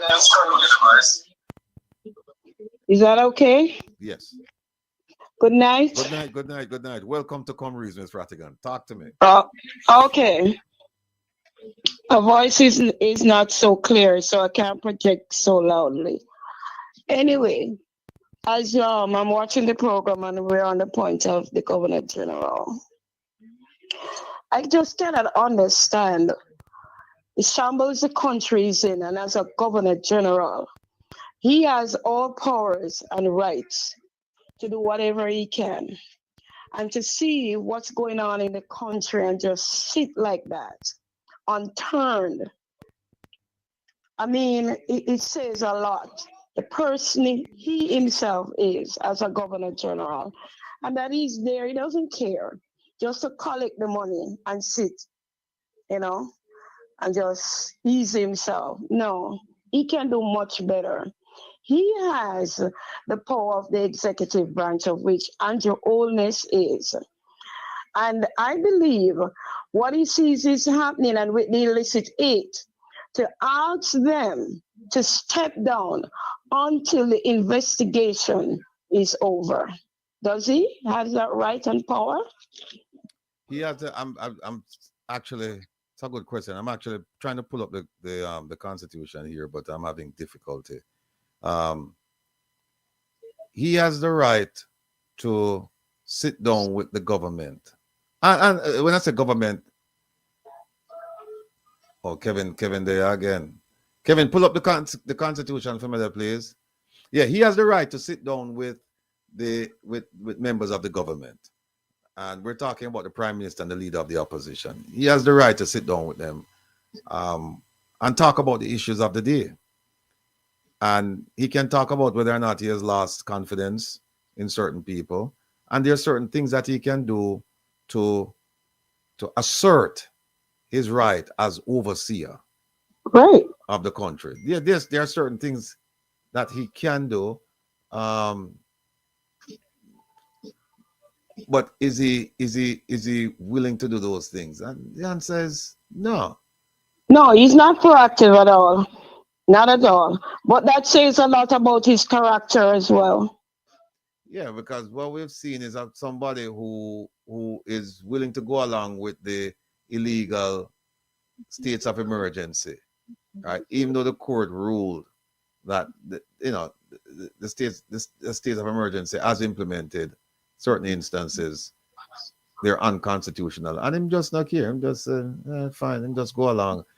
And the thing about it is that, say, he has so much power. How many of you? Well, let me ask you this question. You know, we can sue the Prime Minister, right? Yes, we can. All right. You know, you can sue the Speaker of the House. You can sue. You can sue the President of the Senate. You can sue your MP. You can sue. You can sue a whole bunch of people. Let me ask all of you this question. Can you, based on everything that's going on now in Jamaica, right?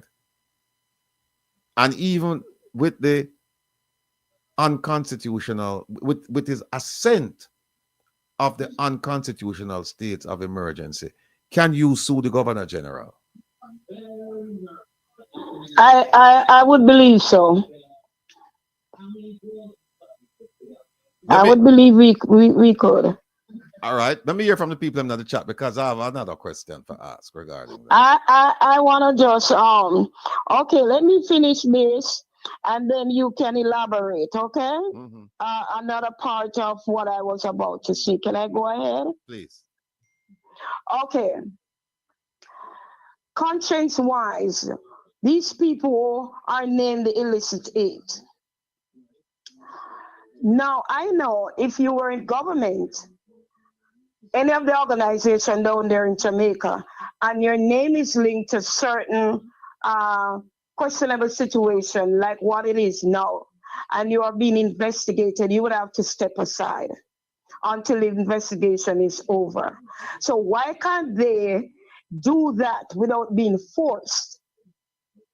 Because right now they just be there as if, well, it's all okay, it's a 9-day talk, and the people forget about it, and then everything will be okay.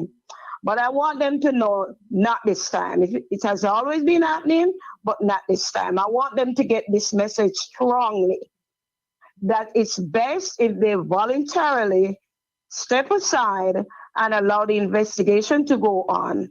And then we can see if they're proven guilty, yes or no. And then we move forward. Mhm. And also, and let me end on this,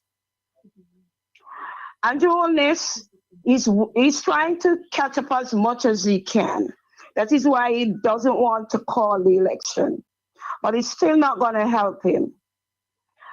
The axe is laid at the root of the tree, and it's about to be cut down. So, Andrew Holness, step aside, resign if you can, and you should.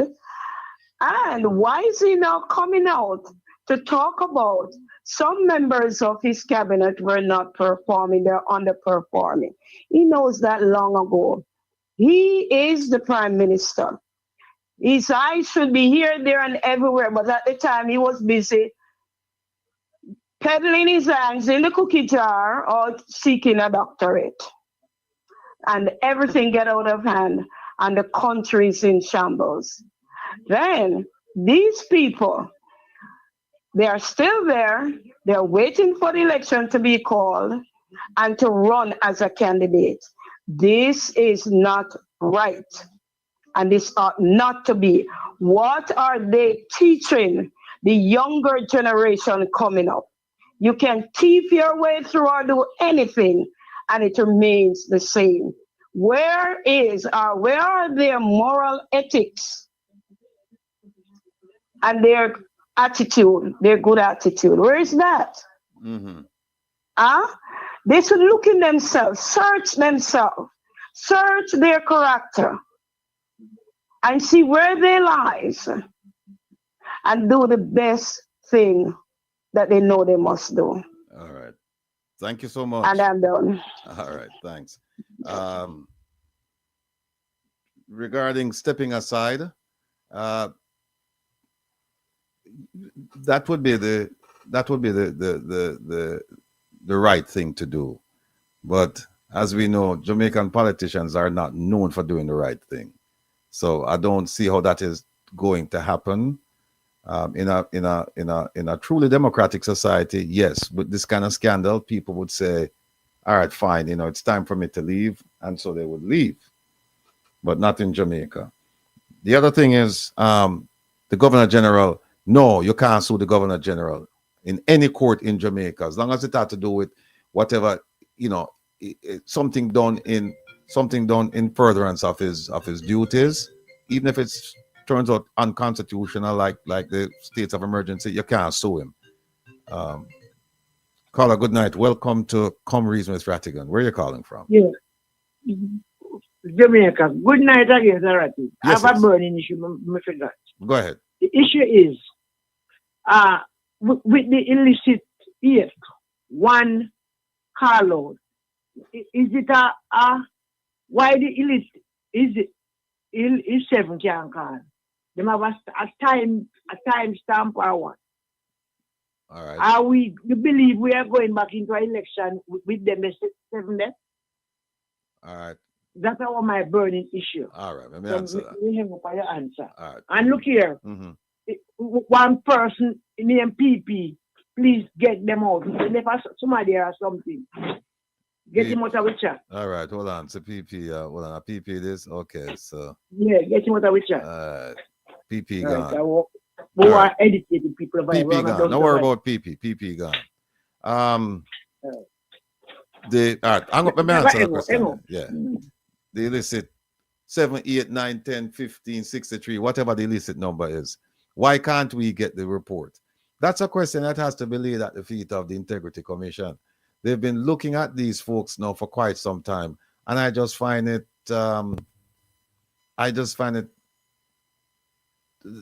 untenable that they would make the announcement and then have us in anticipation and then not happen. We just sit down here, just wait, and everybody ask now it kind of slowly dead out. People kind of them not ask it as much as they made ask it before. But the Integrity Commission should have need to do better than this, man.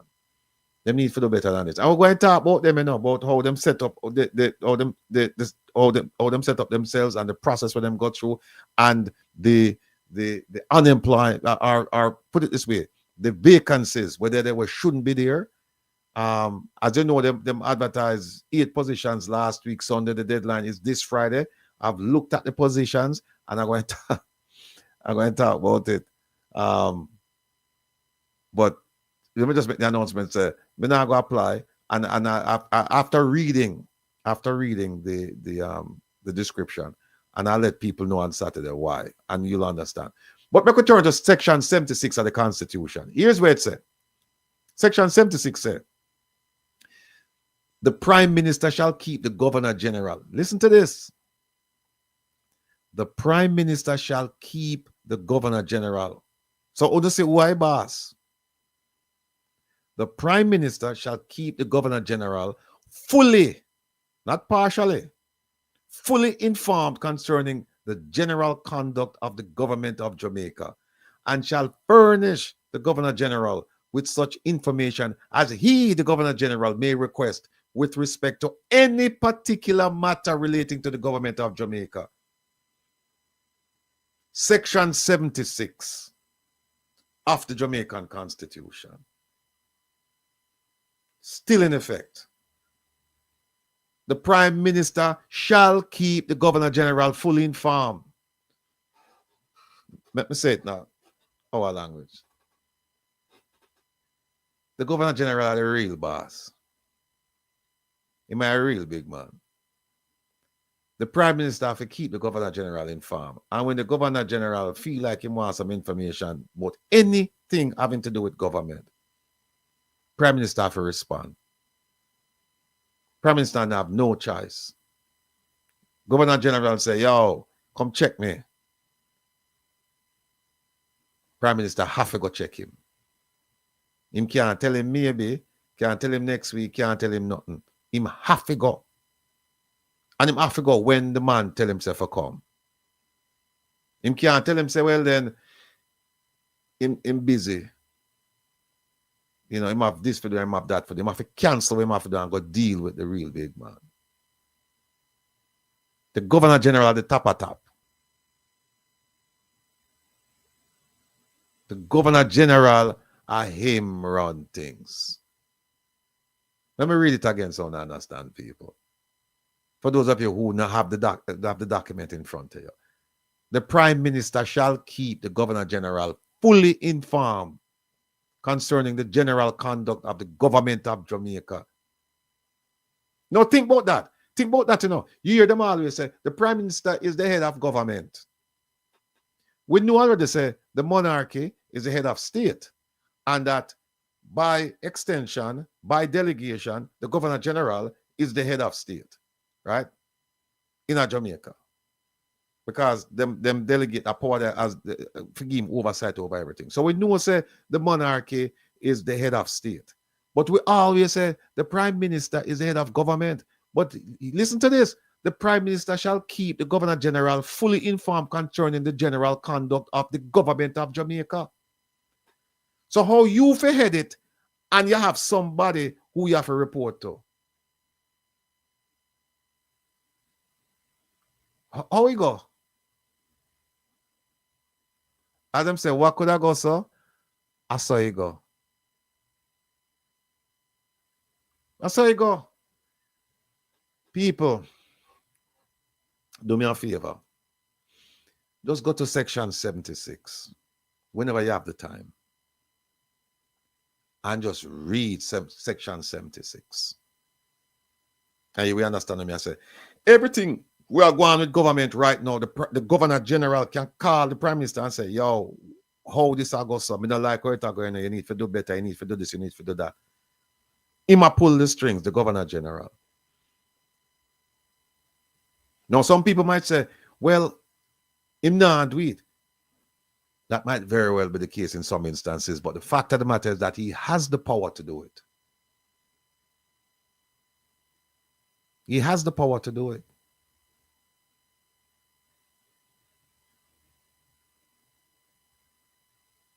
So, you know, we don't know where else to say.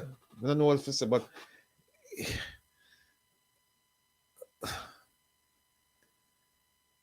people, all I can tell you now, please go read section 76.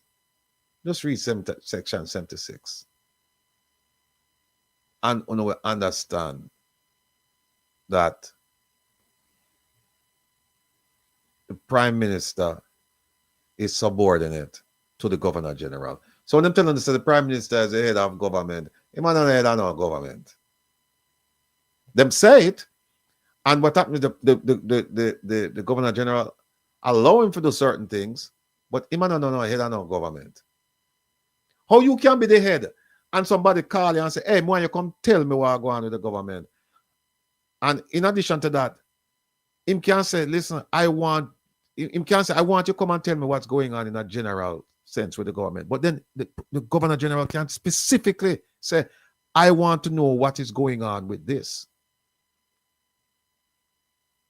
And our Prime Minister have no talk in my fiancé.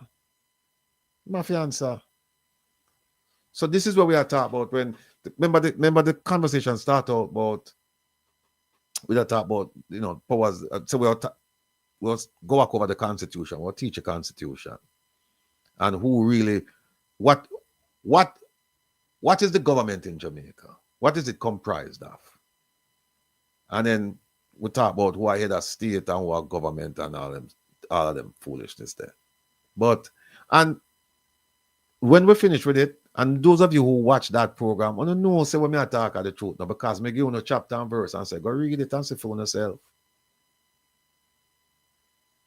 So the Prime Minister is subordinate to the Governor General.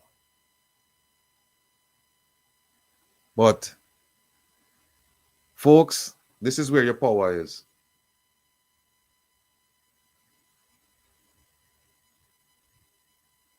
This is where your power is. Your finger. When you go vote. Can't tell you who to vote for. Won't tell you who to vote for. But go vote. Caller, good night. Welcome to Come Reason with Rattigan. Sir Rattigan, good night. Good night, sir. Yeah, man, a good night to your call and your listener and everybody. Thank you on their behalf, sir. I know I'm Jamaican and I know you see me gonna wear more of my country better, you know. Yeah, I'm listening. Yeah, man, and when me look and see all this man sit down and get bigger and fatter, me and for pay him. And come my money I pay really, you know. I never know, sir. England install this man and then me and for pay him. This shocking to me. You understand? Mm-hmm. And the man I get bigger and fat and shine. The best of him go back in a church and go and do him and preach and try to make the country a better place more than just I get bigger and fat and the whole of them come out and take a feed that. Cause I never know, sir. I'm here for pay him when England install him. I never know this. Yeah, man. I mean, and I just pay him, you know. Him lick the lottery. Him lick the lottery every day, every month, every week, every year. Eh? This is not just a lottery, the Cooper lottery. Atio. I hope Jamaican are listening, you know. I hope Jamaican are listening. That's why I'm telling you know, just to them program, we have to tune in to them and listen and learn, you know, because right now I kind of feel upset, to be honest. Yeah, man. Your taxpayer pay the almost $500 million when him get, and him don't get $500 million for by the way, remember now, you know, it's a lifetime appointment, you know. Mm-hmm. Can only be removed by the king or the monarch. It's a lifetime appointment. So, I know the budget where we just read a 440 million him get for run film like a thing, you know. Plus them say him get that 440 that him get him salary separate too, you know. And I thought his salary was 30-something million. Somebody put in the chat say 60-something million him get. I still think it's 30-something million. But him shouldn't pay, him shouldn't get no money because him should do this for free because everything we him get for free. Him get free car, free house, free this, free that. Yeah, man. So your money I help pay theme little lifestyle where am I going with? I should say big lifestyle. Me honestly disappointed because when me look into a man go pick little hockey and look how they pressure little man. And I pay a free thing I go on. See it there? Let me give you before we give you section. I want to give you section 76. Let me give you another section. We're gonna touch it. We'll touch it the week after next week. But in a section 32, right? Subsection 2, it says, because some people say, oh, you know, the governor general is just ceremonial and him have to do it and this and that. Nonsense. Here where it's a where the governor general is directed to exercise any function on the recommendation of any person or authority. He shall exercise that function in accordance with such recommendation, provided that hold on, that's not the one. Hold on there. Okay, here it is. 3. It says where the governor general is directed to exercise any function after consultation with any person or authority, he shall not be obliged to exercise that function in accordance with the advice of that person or authority. So what this has said is that in the Constitution, when it said that, oh, people have to consult with him and people have to say, oh, but you know, him have to do it, you know, it's perfunctory, it's just routine and him have to do it. This say, no, him don't have to do it. Don't have to do it. No, right. Here's another one. 4, subsection 4 say, where the governor general is directed to exercise any function in accordance with the recommendation or advice of, or with the concurrence of, or with after consultation with, or under representation of any person or authority, the question whether he has so exercised that function shall not be inquired into in any court. You can't sue him. The man, him can't violate the Constitution all day long and say, listen, I'm doing this in the execution of my duty. And you can't sue him. Nobody can sue him in any court. See it there? But let me tell you something. Who we can sue, we're going to sue, you know, because it a get out of hand now, man. So who we can sue, we're going to have to sue. And the one thing I tell all of the people, them say, just like how we put them in, them should come out if them not do the work. So. Right. You understand? Because right now, me are one of the boss, you know. And I tell you, sir, me employ them, me pay them, me take them out. But my vote has to count. Okay. Right? All right, see there? It make 34 million a year. And him get 440 million for run the little office. 440 million. We're talking Jamaican dollars now. You know one of the earthfulest thing. There's a Jamaican teacher who taught that man, you know, and them can't even get some good money, you know. You understand? That teacher they are suffer right now. If she's still alive, the teacher will suffer. Teacher now, yeah. Think about it, right people. Now, sure. Rattigan, yes, sir. Disrespect. Right now, I feel like I have to go have a belly ache in the night. Because I never know that I pay this man. Yeah, man. Oh, you think England are pay him? Yeah. No, sir. That's why I say I hope Jamaica can listen. That's why people need to tune into this program where we can learn something. Because to be honest, I learned something tonight. See it right there, sir? President put it up, you know. As of April 1st, 2024, the Governor General of Jamaica's annual salary is 34 million Jamaican dollars. And this represents, you know when he used to make before April 1st this year? He used to make 10.8 million. And it went from 10.8 million, March 31st, it went from 10.8 million. The next day, it went to 34 million. But what can go so? I saw you go. And the wickedest thing, you know, me if I pay this man so much money and me can't sue me if I mess up. No, you can't sue him. No, you can't sue him. Right now, me feel away. Sir. Well, anyway, may I make some space to some other people, because this shocking to me, sir. All right, my brother. And President, put up the budget piece there again. Let me see. You put up the budget piece that for the office. So April 1st, him salary go from 10.8 million to 34. And then look on this now. This year for 2023, 2024, as of on March 31st of this year, the government of Jamaica, the people of Jamaica, the taxpayer of Jamaica gave this man 407, actually close to run it off, 408 million Jamaican dollars for run film liquor thing, right? What I know, hear me now? For that, them give him that for up till March 31st of this year. April 1st, the next day, you know where it go from? It go from 408 to 441. No, think about that. The Prime Minister, the Integrity Commission said the Prime Minister, him have three companies: Estate Bridge Holdings, Imperium, and the Positive Media, right? And them three companies from 2020 to 2023, them say where are the deposits of 472 million Jamaican dollars run between them three companies there, and withdrawals I think are like 450. That are 3 years for three companies. This are 1 year for one man. But can you imagine? And we have police officers put themselves in so much danger.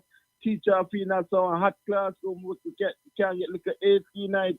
Nurse officer go out with so much thing and nobody not pay them no mind. Soldier them with a wall little more money too. Right. Oh man, we need to look about people them then, man. Well, you understand? Well, we need to start talk about, well, me glad say, believe me, me truly appreciate the fact that you're calling.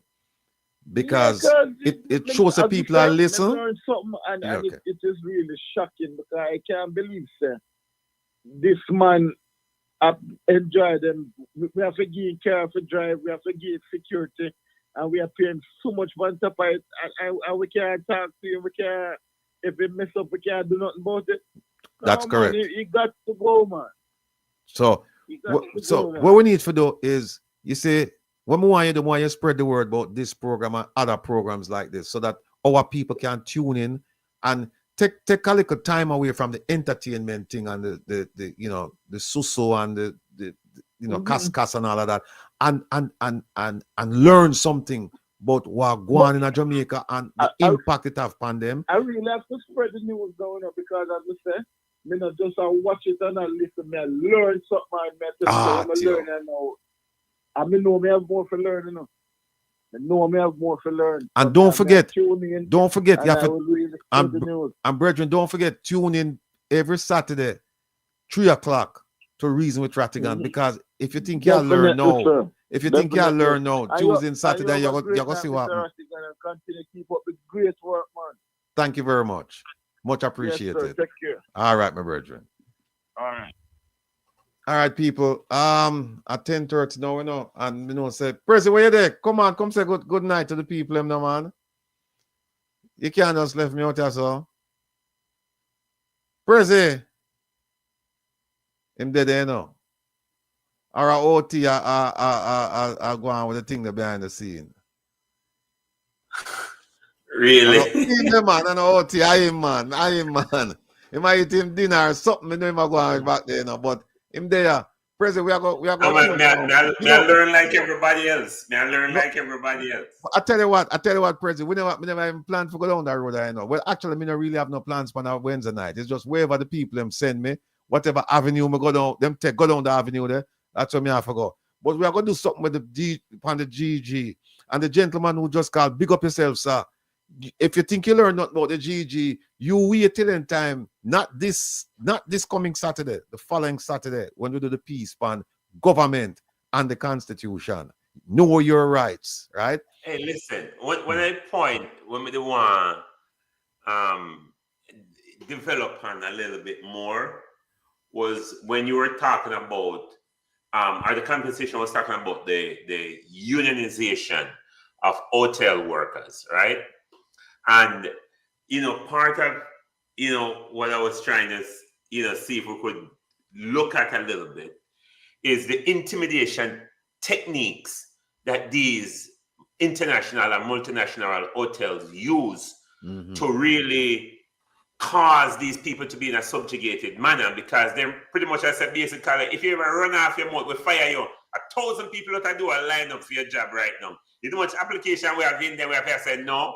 So if you slip your slide, a million of people want your job.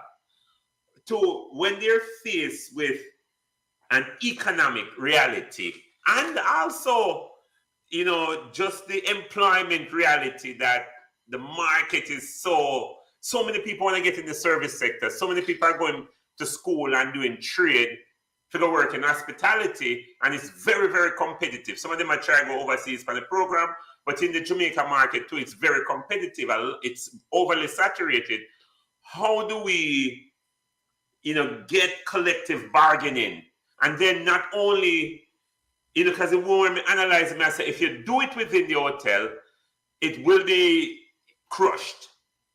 How do you get someone outside of under the employment umbrella of these hotels to really start a fire there and pull these people maybe silently together to create some collective bargaining that will transcend different owners across different properties, different payment schedule, different benefits packages?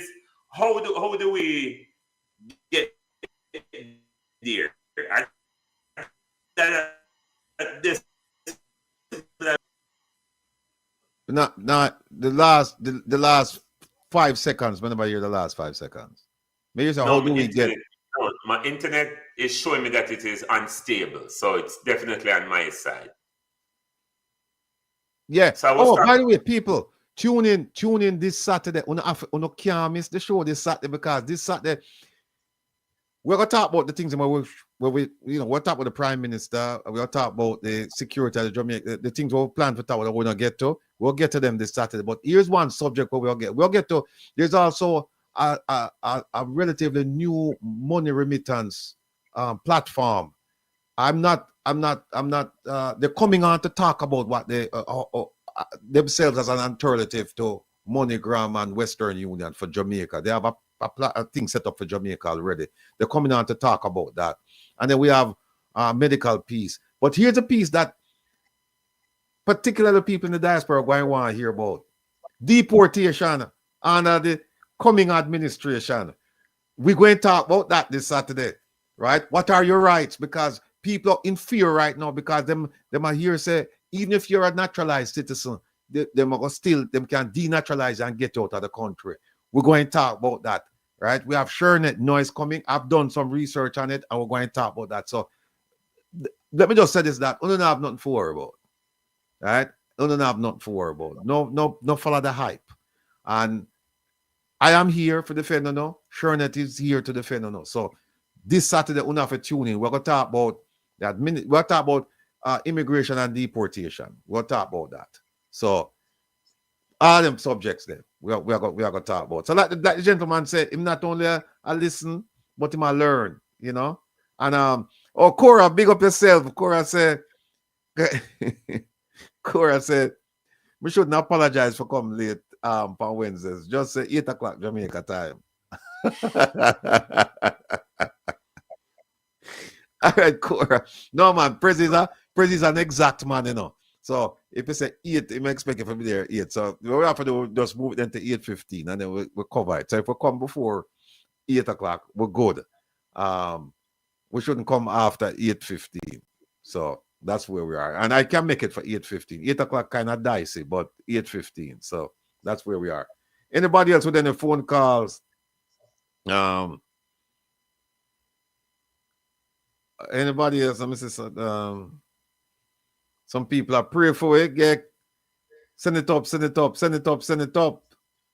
We always appreciate that. Say when our supporters send me the thing, 99 joined the rank of inspector in the JCF. So we get the article there so we can talk about that later. And big things are going on. Oh, caller, good night. Welcome to Comries with Rattigan. Where are you calling from? Wagwan, Mr. Rattigan, you know. Yeah, me there to talk to me, Wagwan. We don't have much time, you know. Wagwan. We are going to put in conviction and disclosure in this Saturday too. What was that again? We are going to put in conviction and disclosure this Saturday in a matter of rehabilitation. Conviction and disclosure, you say? Yeah. In terms of rehabilitation? Yeah, criminal records and rehabilitation of offenders who are look on that this Saturday too. All right, here's what I'm going to tell you now. I'm going to try Yeah. because the person who would be ideal for this subject is ISAT. Yeah. But I don't know. You see what I'm going with ISAT. ISAT very, very busy. I will talk to him this week and see if he can come on because he has intimate knowledge of this particular subject matter. And yeah, man, just I'm going to talk to him. Just like me have the knowledge too. All right, so then what happened then is that let me get him then because you if me go talk about it, you're gonna kill me because you know Why make you say that? no, you're gonna murder me because me not gonna do justice to the topic, man, because it's not something we spend a lot of time looking at, and so you're gonna murder me. Let me ask you one quick question. Have you looked at the CMOC's recommendation regarding the prison system and how them for treat offenders? Have you looked at that? No, man, remember me always deal with offenders, you know. So Okay. me have an understanding, you know. All right. Well, if you get a chance, right, take a look at CMOC, the 2020 edition of the goals and objectives, because I think it's changed a bit since then. But just take a look at it, because I'm talking about transforming the police and doing things with the judiciary as well as with the penal system. So I'm sorry, I want to introduce you on the road there. No. It's just for broaden your perspective in the sense that Master you said, look at what the government look at, and it's not even a government program, you know. It's a collaborative effort between government, PSO, the business community, civil society, religious community, academia. It was a collaborative effort for trying to do something about the crime problem. When you said that to me now, you also asked me to look at government prevention, crime prevention. You also include the little part there because it's broader than that, no. Mm-hmm.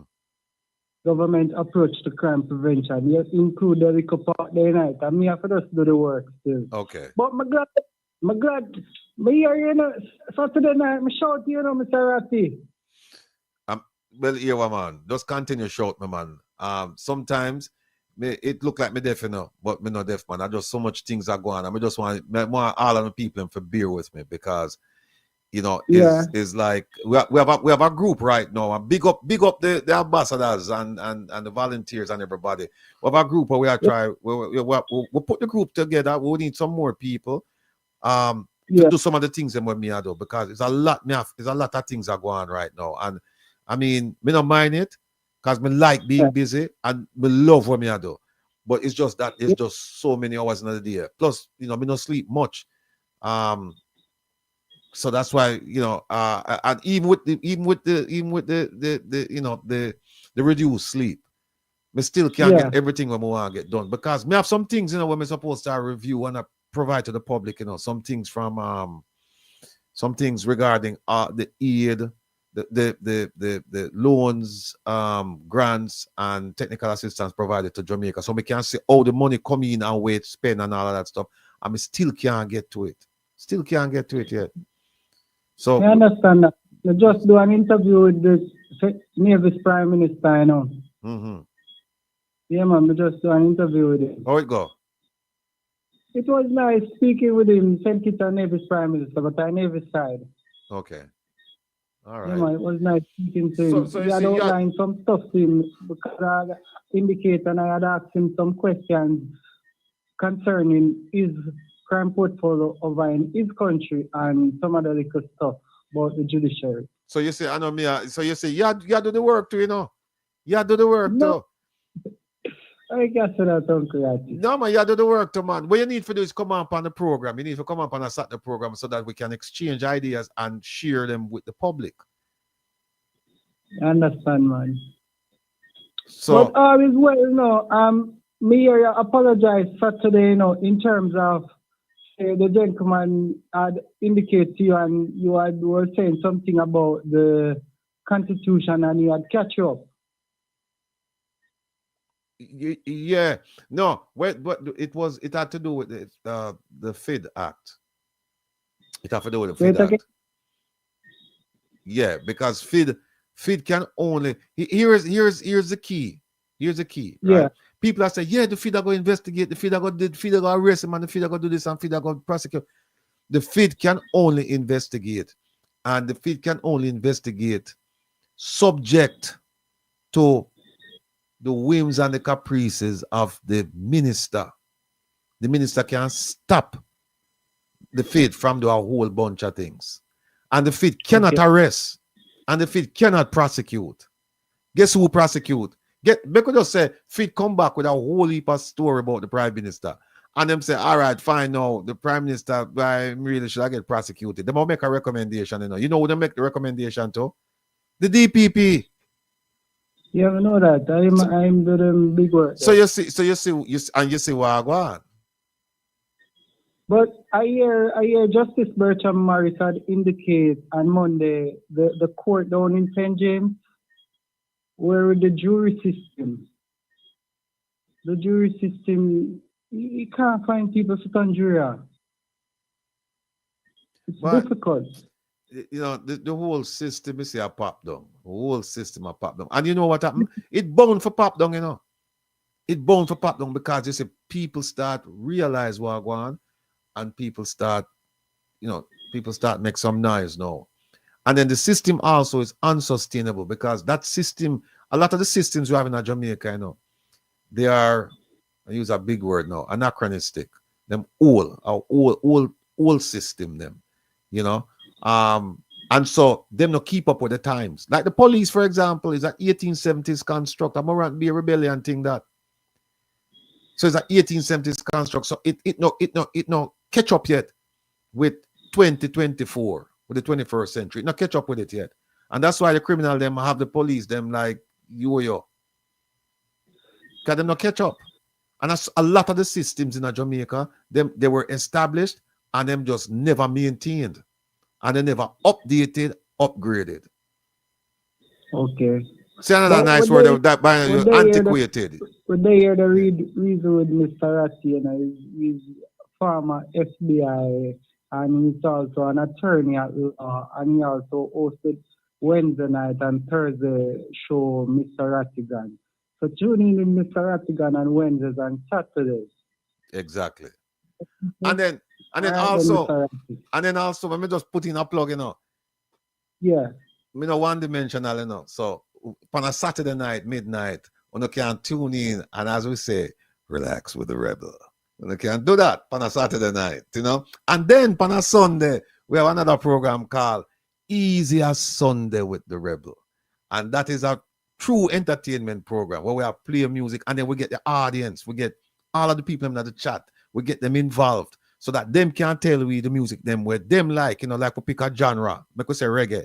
And me and Kevin are playing, we are playing like 5 of the songs, and play maybe my top 5 songs for a particular artist, and maybe for the whole genre. Then Kevin play one, and then what happens is the audience is invited to participate. So them give we feed them one, yeah. So every 4 songs we play, 2 of them come from the audience, 1 from me and 1 from Kevin.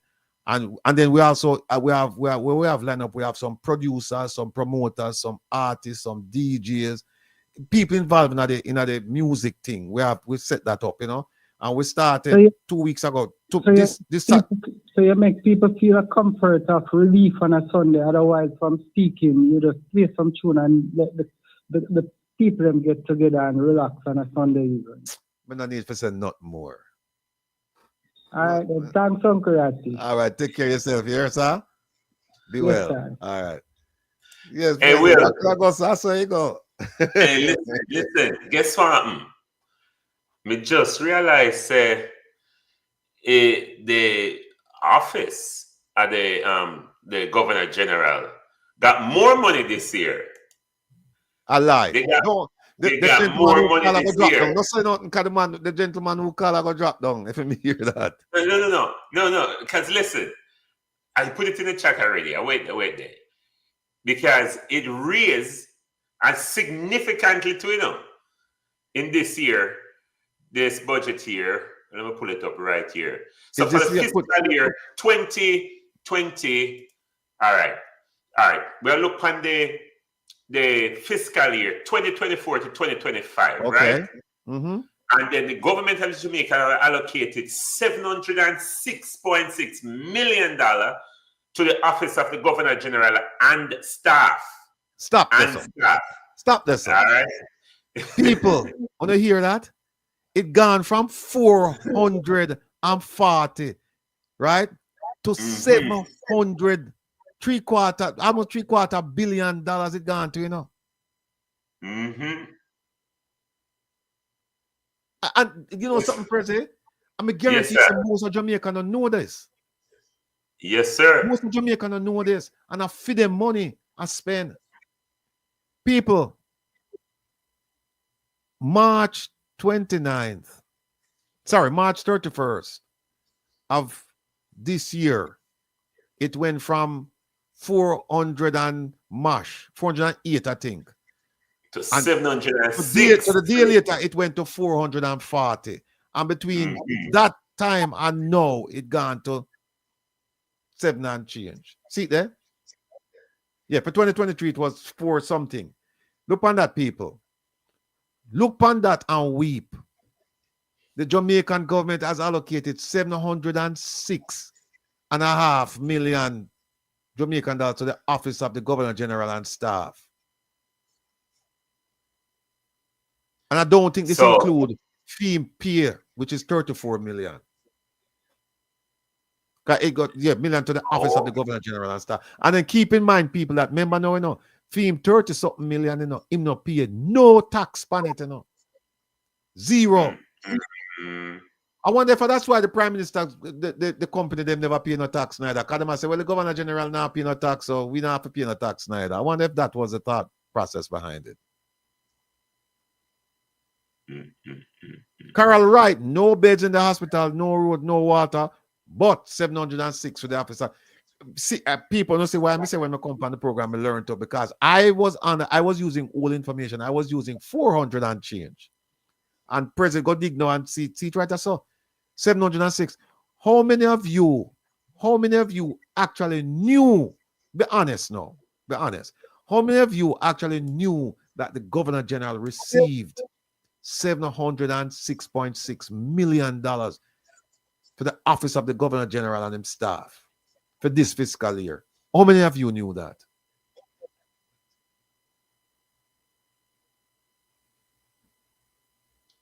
See the budget, right?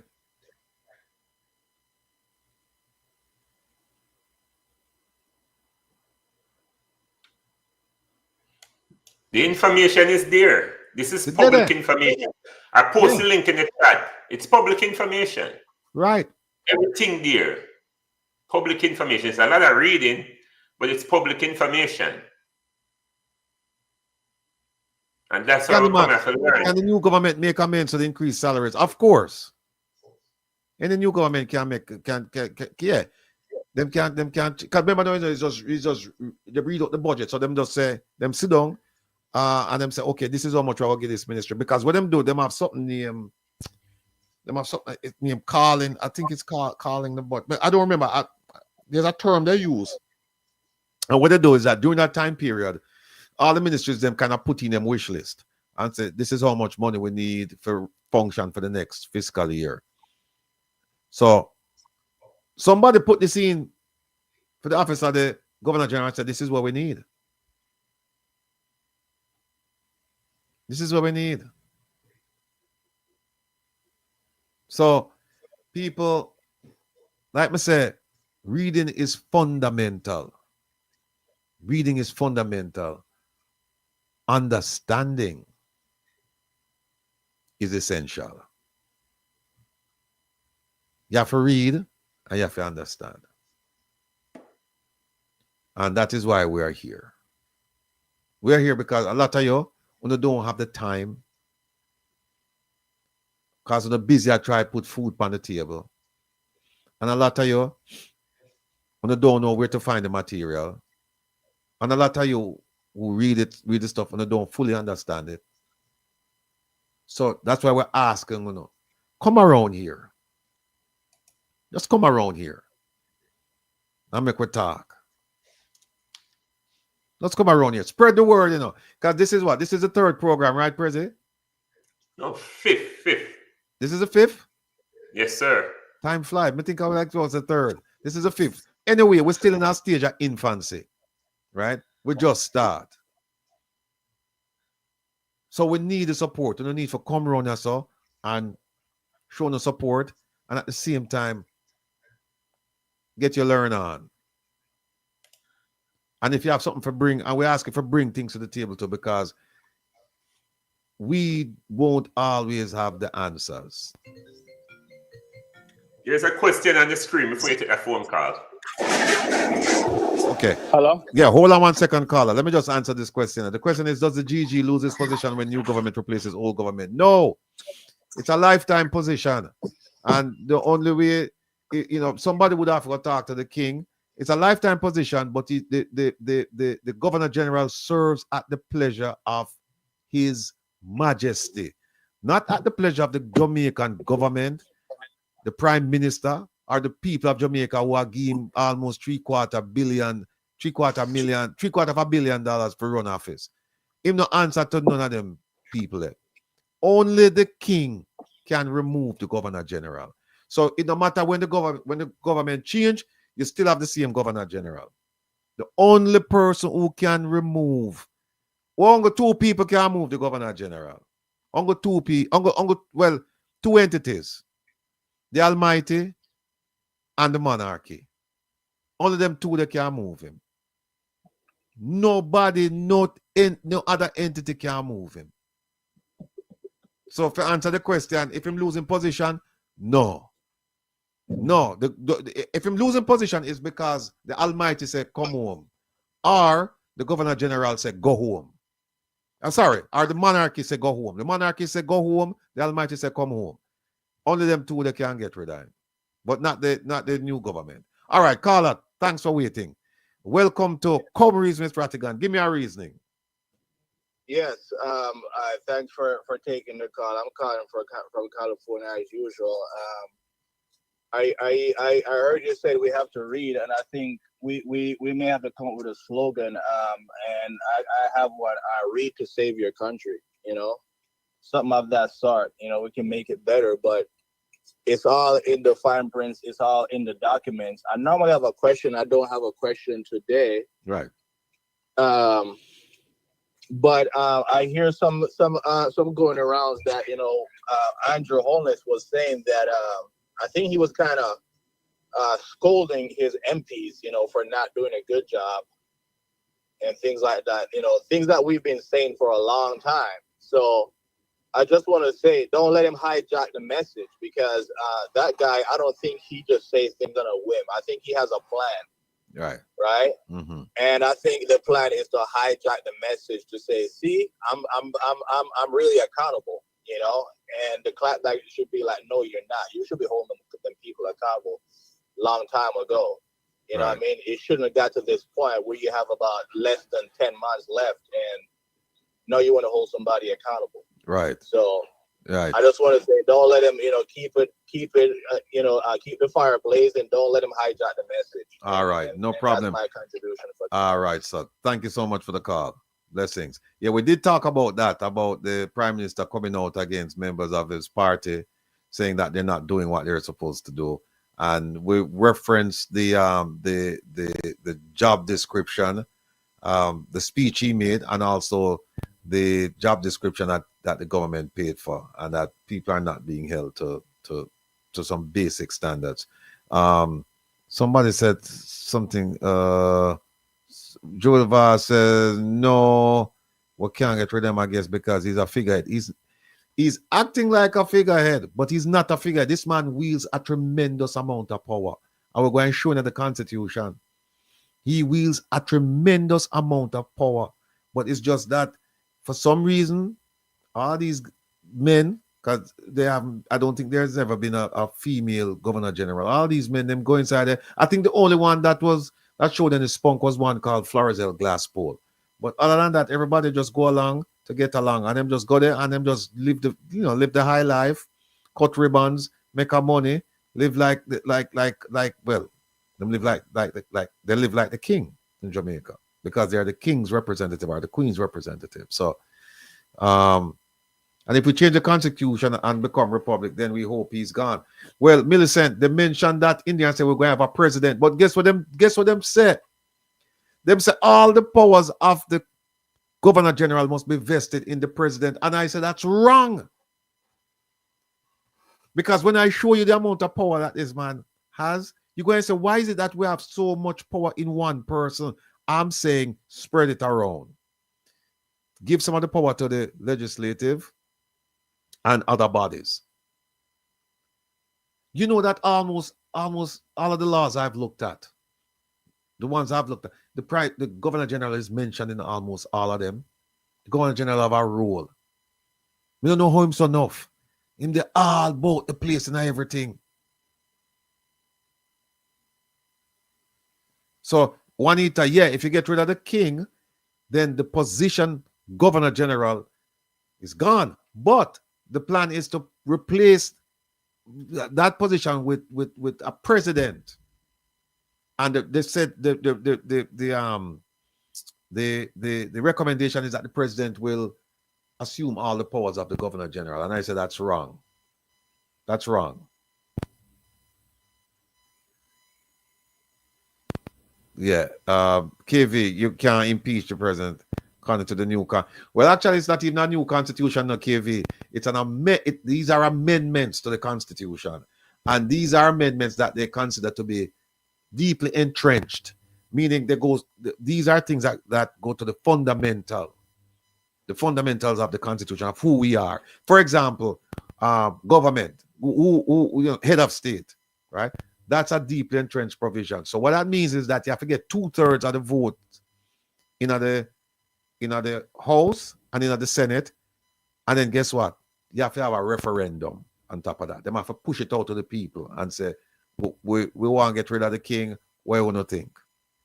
So even if Parliament say we want to get rid of the king, and them pass a resolution and push it out to the people, and the people come back and say no, the answer will be simply yes or no.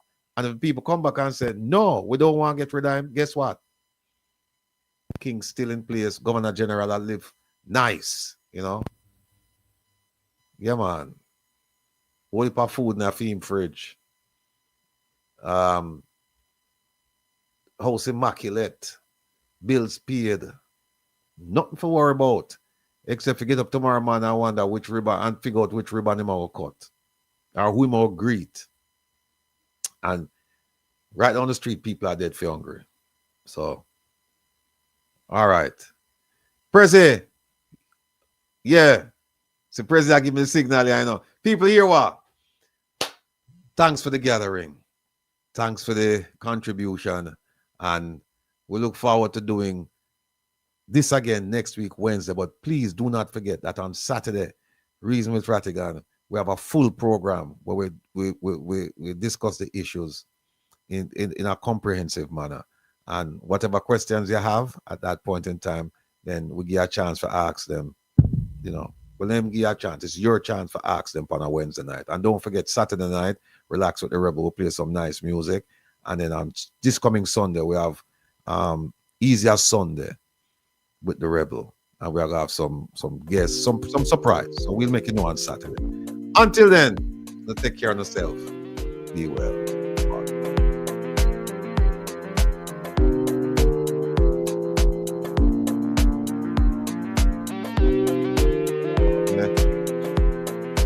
Don't leave yet.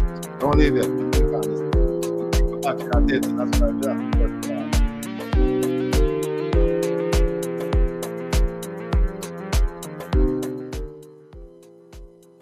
Hold on the present.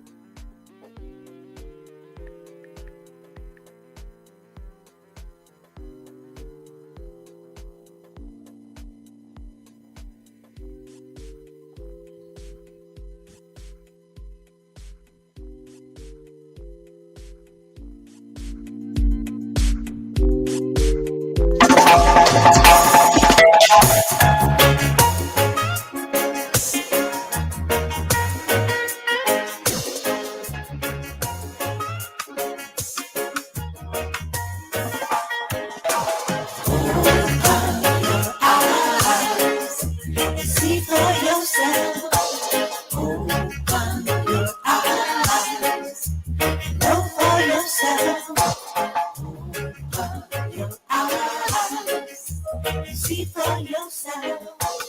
Open your eyes, know for yourself.